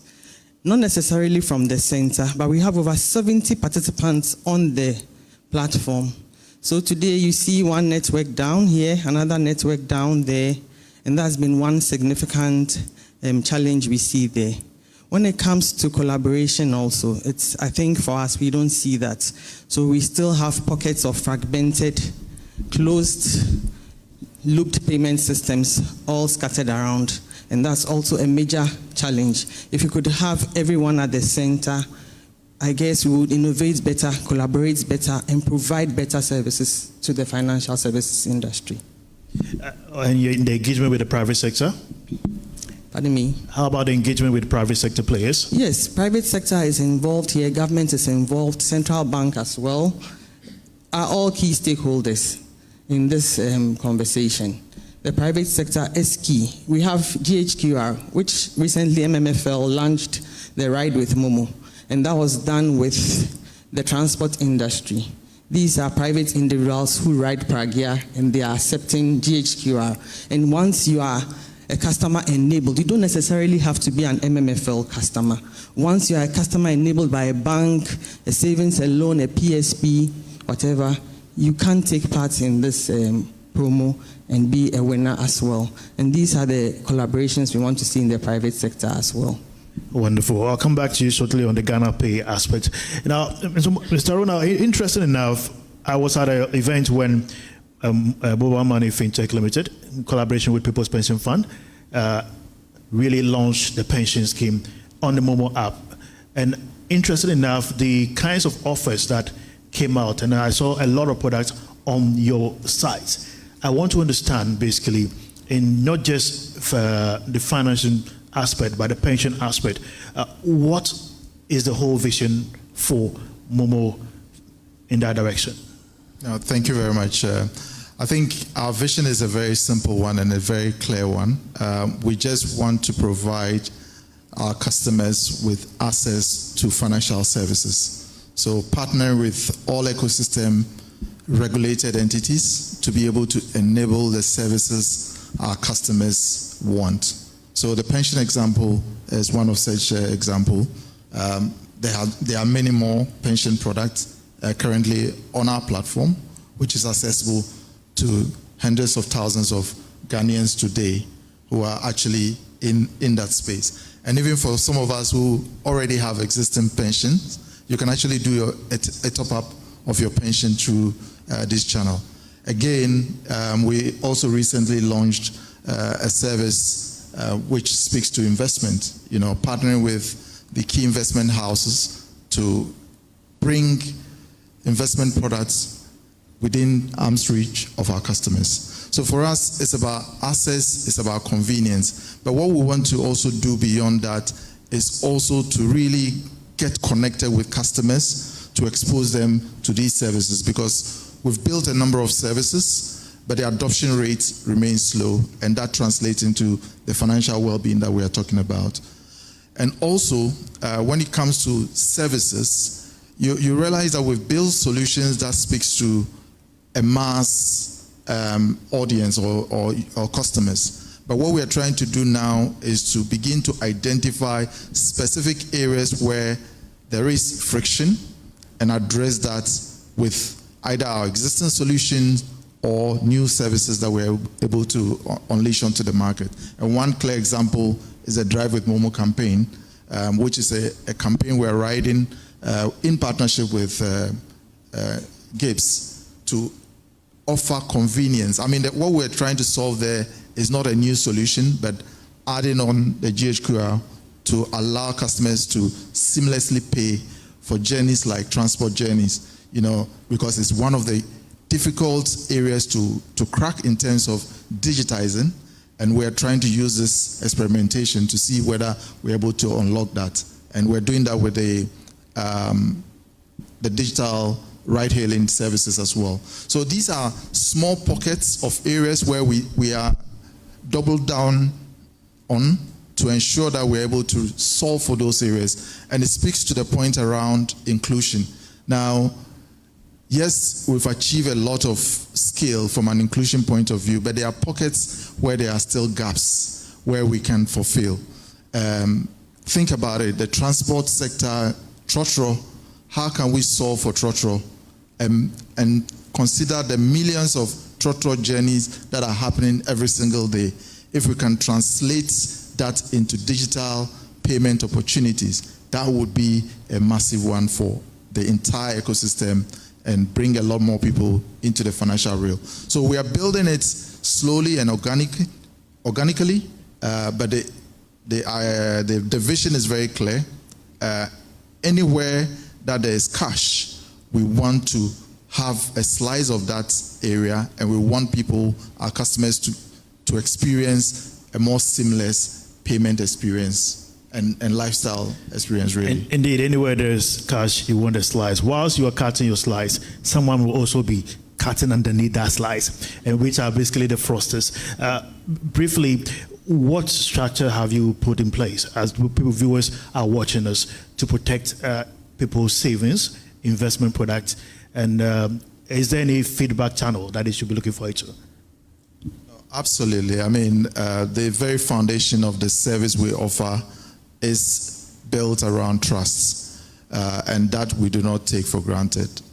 So trust starts first with your platform resilience, being able to have a platform that is able to support the millions of transactions that takes place every single day on the platform. Let me just throw some statistics.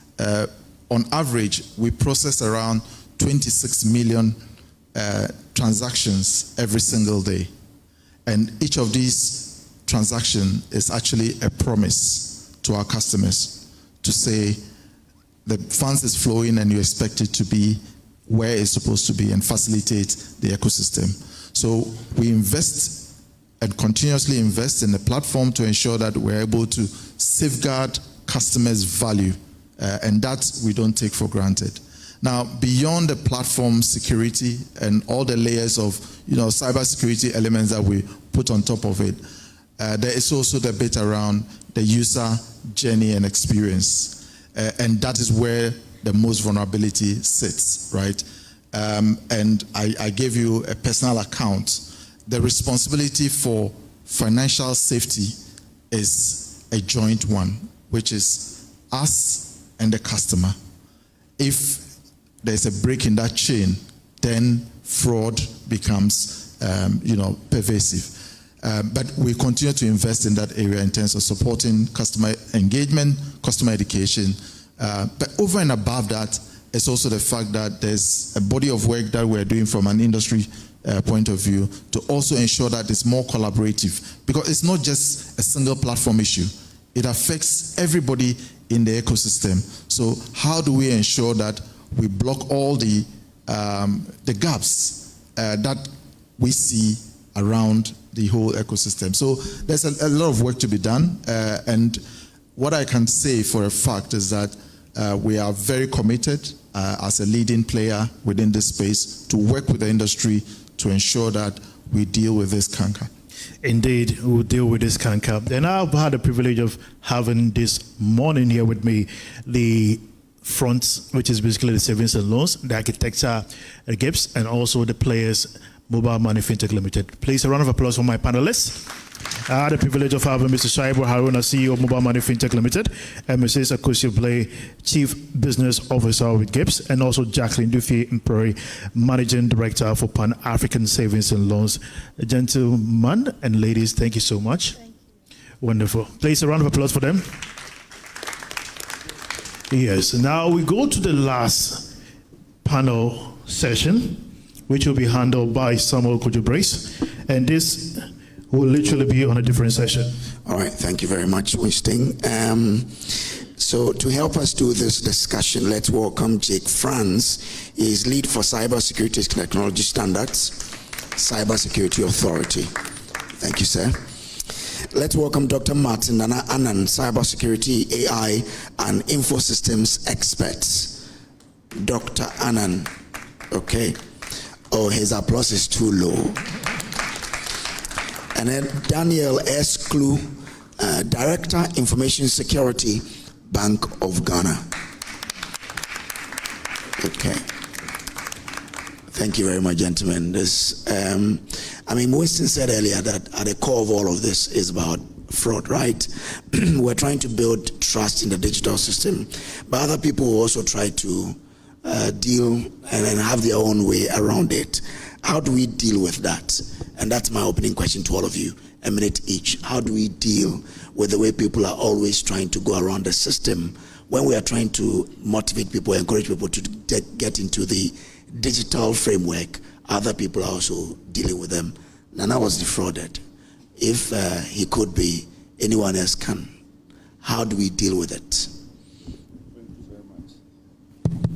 Thank you very much, and good morning to all of you. I think we are already on the road to try and curb this problem. The Cybersecurity Act 2020, Act 1030 is here, and we've tried our best to rope in all the major players, not only from the financial sector, but from the energy sector, health, you name it. There's been very good cooperation between academia and the Bank of Ghana and its players, which will be all the financial institutions.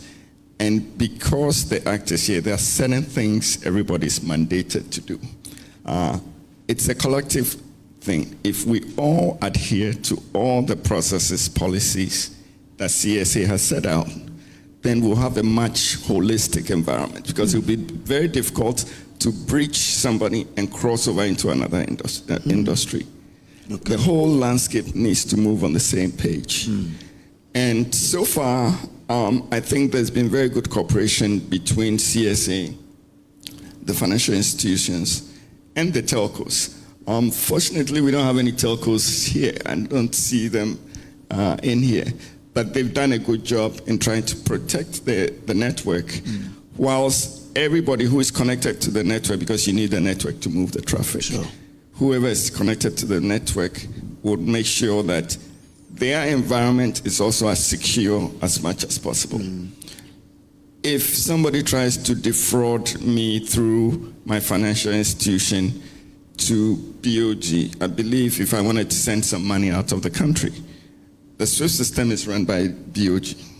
So if my financial institution is as secure as can be, it'll be very difficult to send the money out. That's just between the two entities. BOG is the sector head. They regulate the financial industries. But if that framework, that secure framework is out there between all the financial institutions, it's going to be very difficult. If we come to Momo, if the telco network and the other Momo channels that they have in place are as secure as can be, because we are all operating on the same network or the same framework, it's going to be very difficult. Okay. Today you have a couple of gaps, and so far between the Momo industry and CSA and the financial institutions, we're trying to block all those gaps as much as possible. Okay, all right. So trying to block the gaps, yes. Yeah, thank you. And to take up from where he ended, he touched on the technical aspect. I believe my other colleague will look at the policy aspect. Let me look at the general public consideration when it comes to this fraud issue. And I think the underlying factor beginning with is what we are doing today. That is creating the awareness, letting the people come to the realization that these things exist, they are real, but however, there are solutions to it, there are ways to go around it that you will be safe. When we tackle from that perspective, and the technical people also strengthen their backbone in terms of infrastructure security, and the regulation is also looking at ensuring safe use of the technology, then we'll be getting somewhere. So for the ordinary Ghanaian, awareness is key. And sometimes we think that when we are in Accra, we are hearing some adverts here and there. You think people know of it. It's not true. Okay.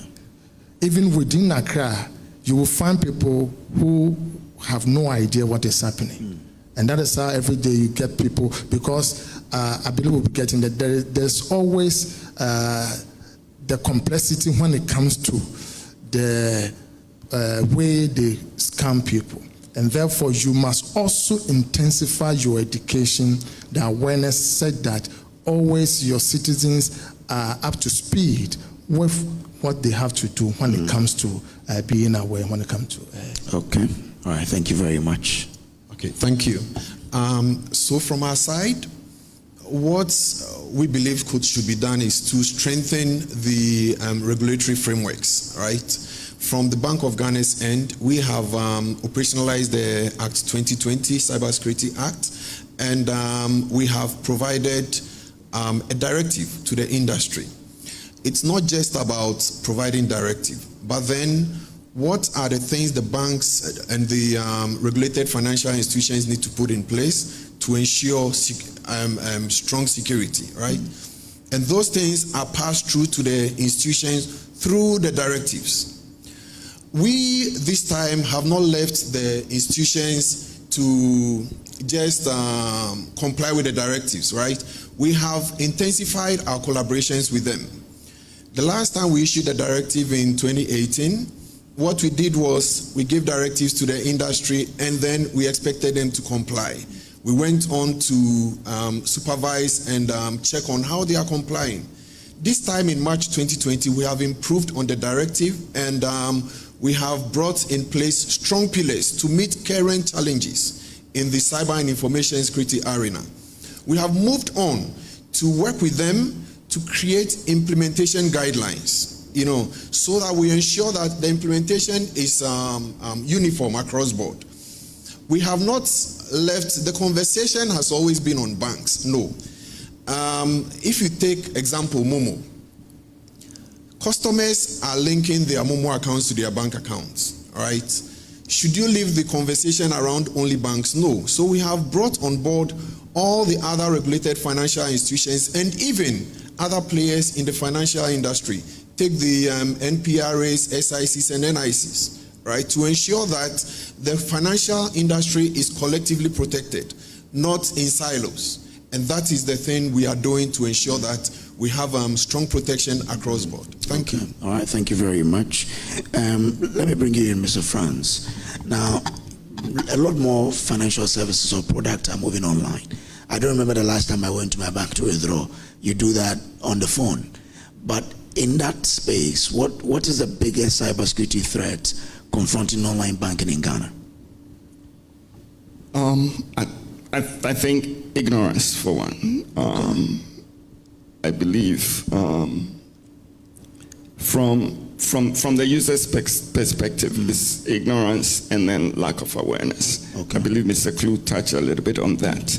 And then there's the normal flow of digital fraud out there, from SIM swapping, from AI cloud-based masquerading of transactions or responses to social engineering techniques that the fraudsters use, either on the customers or even on the financial institutions. And these days you see a lot of cloud-based attacks on some of the online companies. So you have a company that is set up, doesn't have the right security architecture, and all of a sudden people start defrauding them. Once they defraud the online store or the online transaction enabler, everybody who jumps onto that platform is at risk. I think in that vein, one of the things we need to do collectively is to make sure that every online platform that comes on board in Ghana is well vetted, and we have to ensure that their security architecture is in place, because otherwise anybody who gets on that website is going to be defrauded. So, I mean, is it only for the companies? Because sometimes you are there, they will send you instructions as to what to do and what not to do. But the consumer, what must we do beyond the education? I think beyond the education, it's all about awareness, really, because we can't. You can't force somebody to the well and let them drink. So if they decide they don't want to take the directives either from somebody like BOG or their financial institutions, or even CSA, because we put out a lot of awareness information out there. If the individuals don't take those awareness instructions or directives seriously, then definitely they will be at risk. Because at some point in time, they are going to jump on some of these websites, whether to order something or, as Mr. Shaibu said, book a ticket. So if they haven't read or have ignored some of these directives, obviously, they're going to be a victim, no matter what they do, because they haven't listened to some of the awareness sessions out there. And so, to me, the awareness session is a 365, 24-hour session for all users on any platform. They have to ensure that they are constantly listening, they are constantly aware. And if they get directives from their banks or the central bank or CSA, they have to take them seriously. Because obviously, between the three of us, we've seen that. That is why we put in these directives out there, including even their own telco networks. All right. Let me bring in Doc here. Doc, so, I mean, where does AI come in here? Great. So, let me say that, first of all, by establishing this, that artificial intelligence fundamentally alters digital finance by shifting from reactive defense to predictive real-time automation. Now, one of the technologies in human life which has really moved so fast is the information technology. However, when we got to the digitalization space, when cyber crime was prevalent, it has slowed down the advancement of this technology in enhancing the lives of the people because of cybercrime. Therefore, AI now becomes the only way to leverage and counter cybercrime, because these criminals are using sophisticated algorithms that is difficult for the human to comprehend and also counter. But with the use of AI, where we also leverage machine learning and other sophisticated algorithms to also counter the attackers. A typical example now, the same AI is helping these criminals with new weapon tools. So for example, malware, we have what we call polymorphic malware. The malware they will send traditionally will go through the process as it started. But now with AI, the malware will begin to mutate. As it's going through the system, it is changing its behavior in the system. So it renders antiviruses useless. Okay. Which means that you also require an AI tool that will be able to detect the mutating nature of the malware, which now the antivirus, your normal antivirus, cannot handle. That is where now AI comes in, using large language models to also model something higher than what the attacker is. So we have defensive AI and attacker AI. Okay. The two all are working together. They are all from the same lab, if I will put it that way, because it is software we are dealing with. So if I develop a system, another person also look at the loopholes in my system and then take advantage of it. What is now making things easy for this criminal is the use of AI. We should also leverage the same AI to counter them. Okay. And importantly, now with voice cloning and video cloning, it is important that we also ensure that we have strong architecture. The regulatory framework ensures that we have a level playing field. Then we also remove ambiguity when it comes into when something goes wrong. So from that, do you see our companies doing much in that regard? I would say to the best of our capability now. Because if you even look at the origin of mobile money, which has now gone into mobile banking and all that, it is the only technology when it comes to telecommunication and the serendipity when it comes to now we realizing that we can use these mobile devices to do money transaction. It originated from Africa, for that matter, East Africa. It is our own.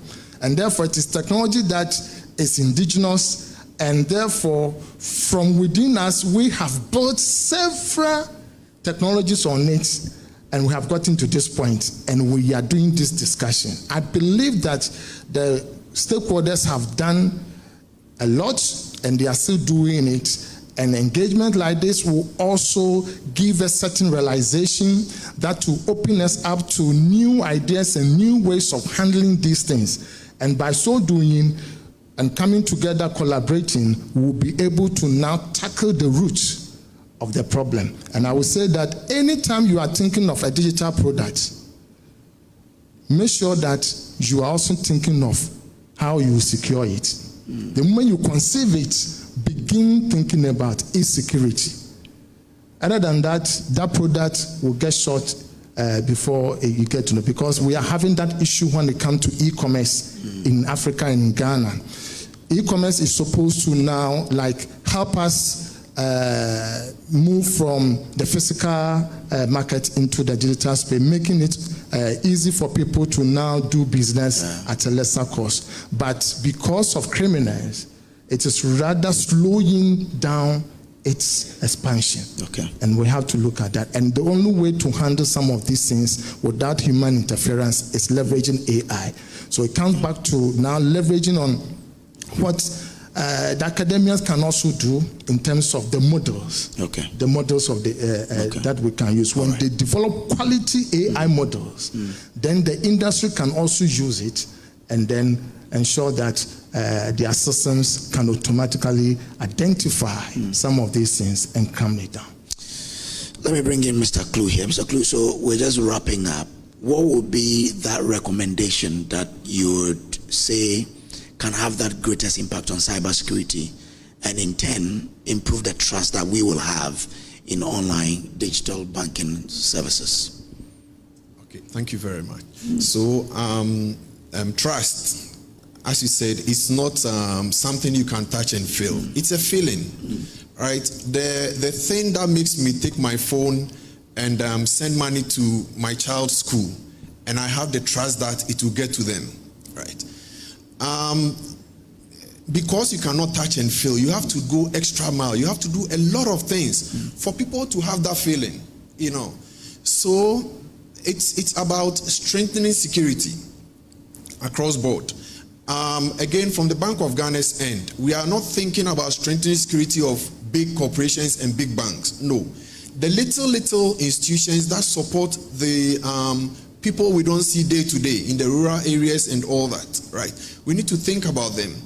We need to put in place infrastructure that, you know, is so trusted by itself that when people go on that infrastructure to use, they would trust that the results that they are looking for, they will get the results, right? There should be collaboration. If one institution take its own infrastructure that it has built or its resilience and ride on it, mind you, no system is independent, right? Your system is relying on other systems to take input and then feeding other systems with output. So it means we have to work collaboratively for that trust to be trusted, right? Because it's not something you can see. So all the systems we put in place, all the engagement we do, all the training, all the awareness, all the you know, implementing directives and cybersecurity authority acts and all that. We need to do it well in a manner that people will start feeling that, look, with all these things I see around me, if I go online to do a transaction, I can trust that that transaction would get the results that I'm looking for. Okay. Right? So it's doing best all the things that we put in place for the customers and the people who use the systems to feel the trust. Because you cannot tell someone this is trust. No. Okay. It is what I feel when I use your system. That is the trust. Okay. So do the thing, what you are putting in place for me to use your system so good that I would feel that I can trust to use the system. Okay. Thank you. And it's collaboration. Okay. Thank you. Mr. Clay, I'm grateful to you. Jake and Doc, maybe you both have one recommendation each, if there is any. Doc, let me start with you, if you have any recommendation on how. Okay, so let me start with when it comes to. But let it be brief because of time. Developing products. One of the ways that you also help prevent attackers or safeguard your consumers is the ease of use of the product or the system.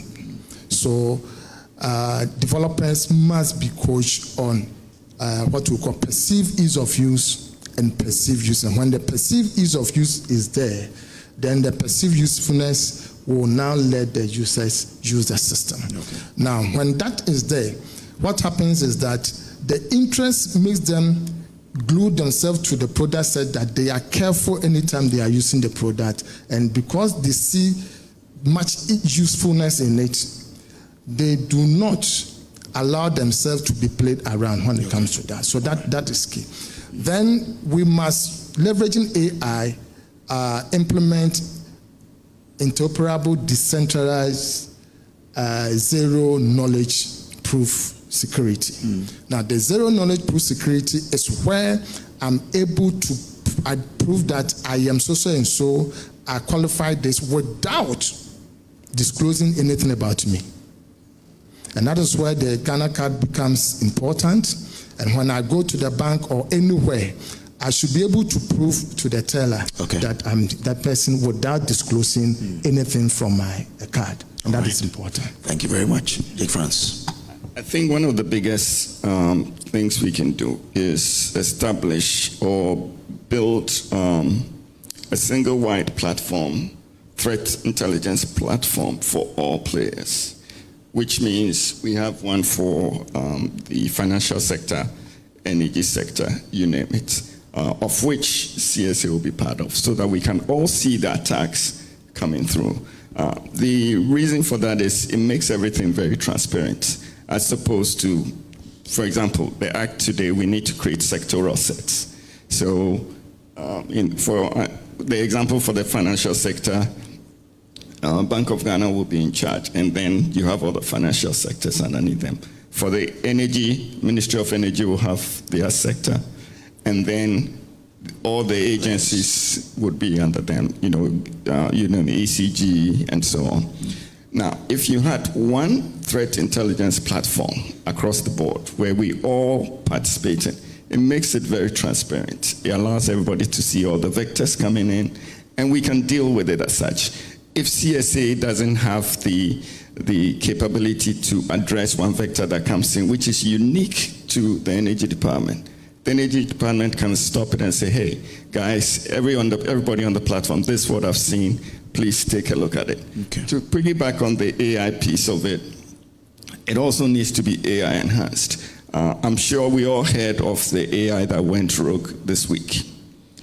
Now, if you look at the general statistics about how that MML model was designed, it didn't do anything wrong because there was no security framework in there to stop it. Okay. It was asked to do ABCD. It couldn't do ABCD. It went out and roamed the world and found ABCD. Unfortunately, it was in your account.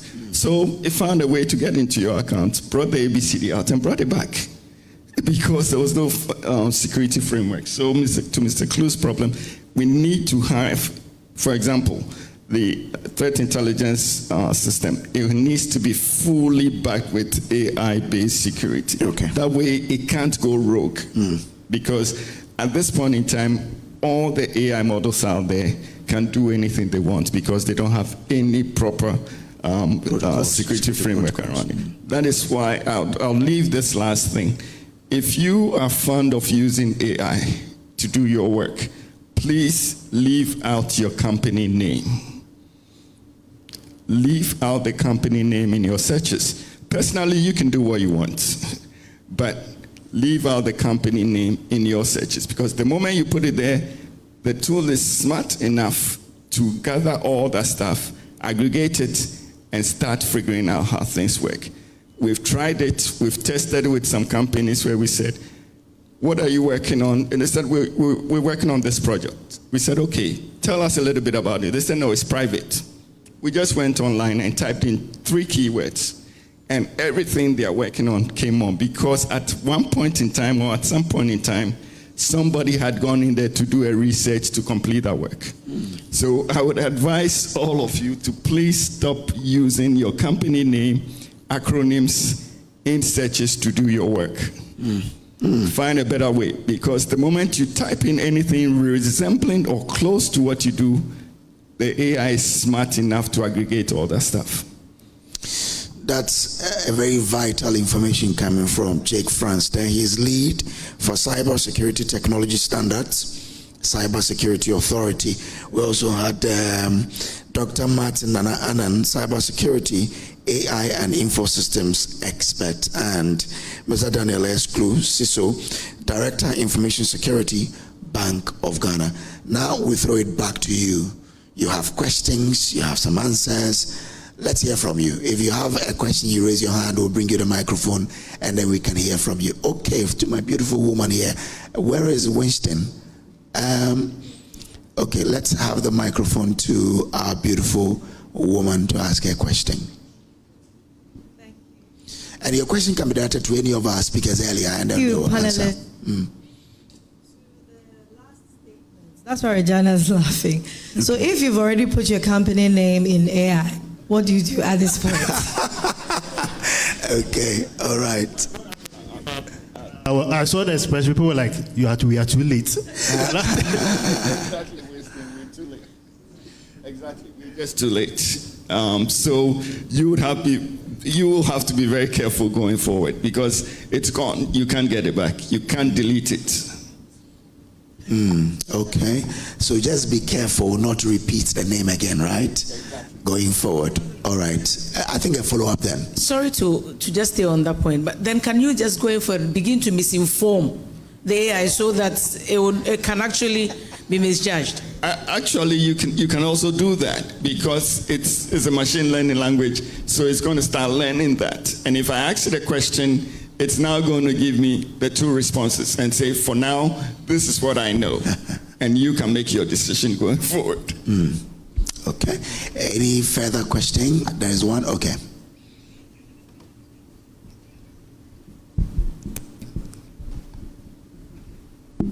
Thank you very much for this opportunity. So this is not a question to you directly, but it's something that I've been thinking about and I've been reading online, and it's things around agentic payments. So I want to find out if it's something that has been thought of and maybe whether implementation is going to be possible here in our environment, because I've seen from the Western side trying how it will work in whatever payment that they are trying to do. So, for example, if it's somebody's item that you want to purchase online, it could be WhatsApp, Facebook, anywhere.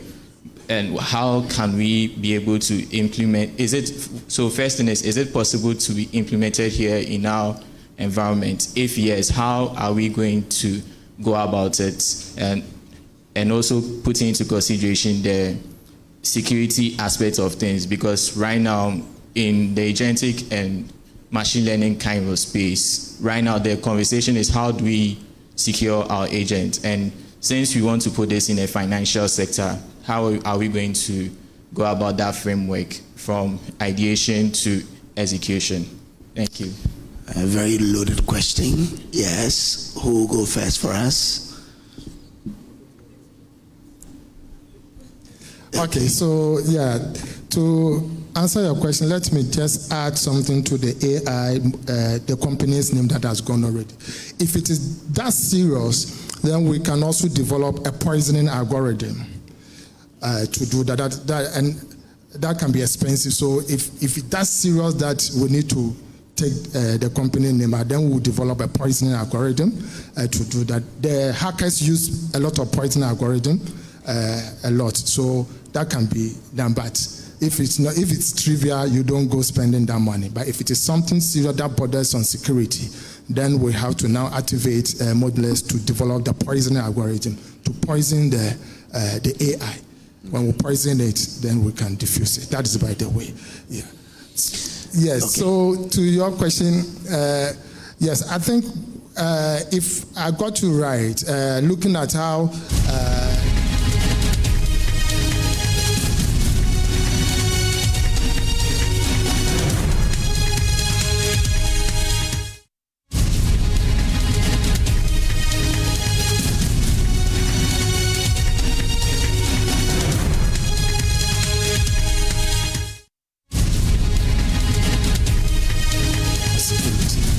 A lot of product, die out before they even get to the market because they have weak security. Because the product said that just an amateur hacker can just kill it before. Yes. And how do they kill it? For example, if mobile money had not been resilient, it would have been killed by the hackers one time. There are several e-commerce platforms that are not functioning anymore because hackers have just killed it. And also, one of the ways, if you are a starter and you are coming, make sure you stick to simplicity. If you go and use complex names, it is easy to manipulate it and you will not know. For example, I'm just using this as an example. Let him just use Ecobank. Ecobank. Now, the C, he can make it a small E. If you are not careful, you will not see. Or there's O, you add another O to it. You will not see. Are you getting it? But this is simple. This one is simple. But some people have complex domain names. Keep it simple so that the moment you see it, you can tell whether something has gone wrong. But if it is that lengthy, when they manipulate, it becomes difficult for you to see. And again, anytime you click on a domain, check whether the redirection is linking to a real name domain name, that domain is going to each page or something. The moment you see that it's redirecting it to another thing altogether, you've gone to Ecobank website, you click on opening account, and you see that it's opening some onion, that is that deep website, this thing, something you cannot pronounce, some gibberish kind of thing. Be careful. So that is also important. So from your ideation. We're just coming from the Ecobank-JoyNews Financial Dialogue series, but right about now, we move on to the Environmental Protection Agency launching the public awareness on the ban on styrofoam. Let's go there now.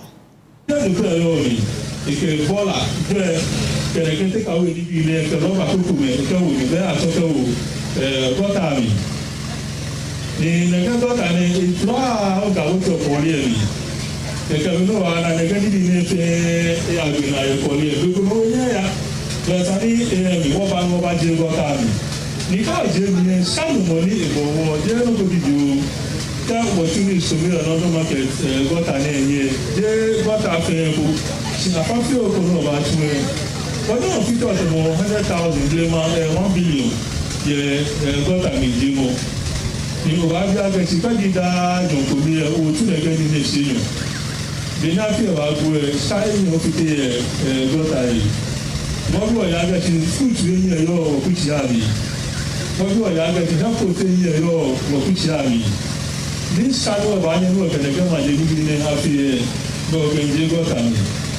the Pia Member said Blackashi and the my elders, I may pass, she have an answer and pattern school, I may come back as she our maid of Puno. She never shall not go out, I don't know what time we are Puchiabi. Or by Mamine or by catching the Nepal money, a beam of our own, that I money over by 10, I don't know, black market 65 more, or Coca-Cola, you want to see a market there, I can see, or buy and buy, then I think the government, you can't take an idea, and the car, when you're not any, and the table. But I see, no, I can even take away me. People may be asking, so what are the alternatives apart from the alternatives of polystyrene? You know, in front of us, you have so many of them. We have the leaves that are so, it has its own flavor, that is just whatever we are eating from it. We also have the plastic, we also have the paper packaging, which over a period of time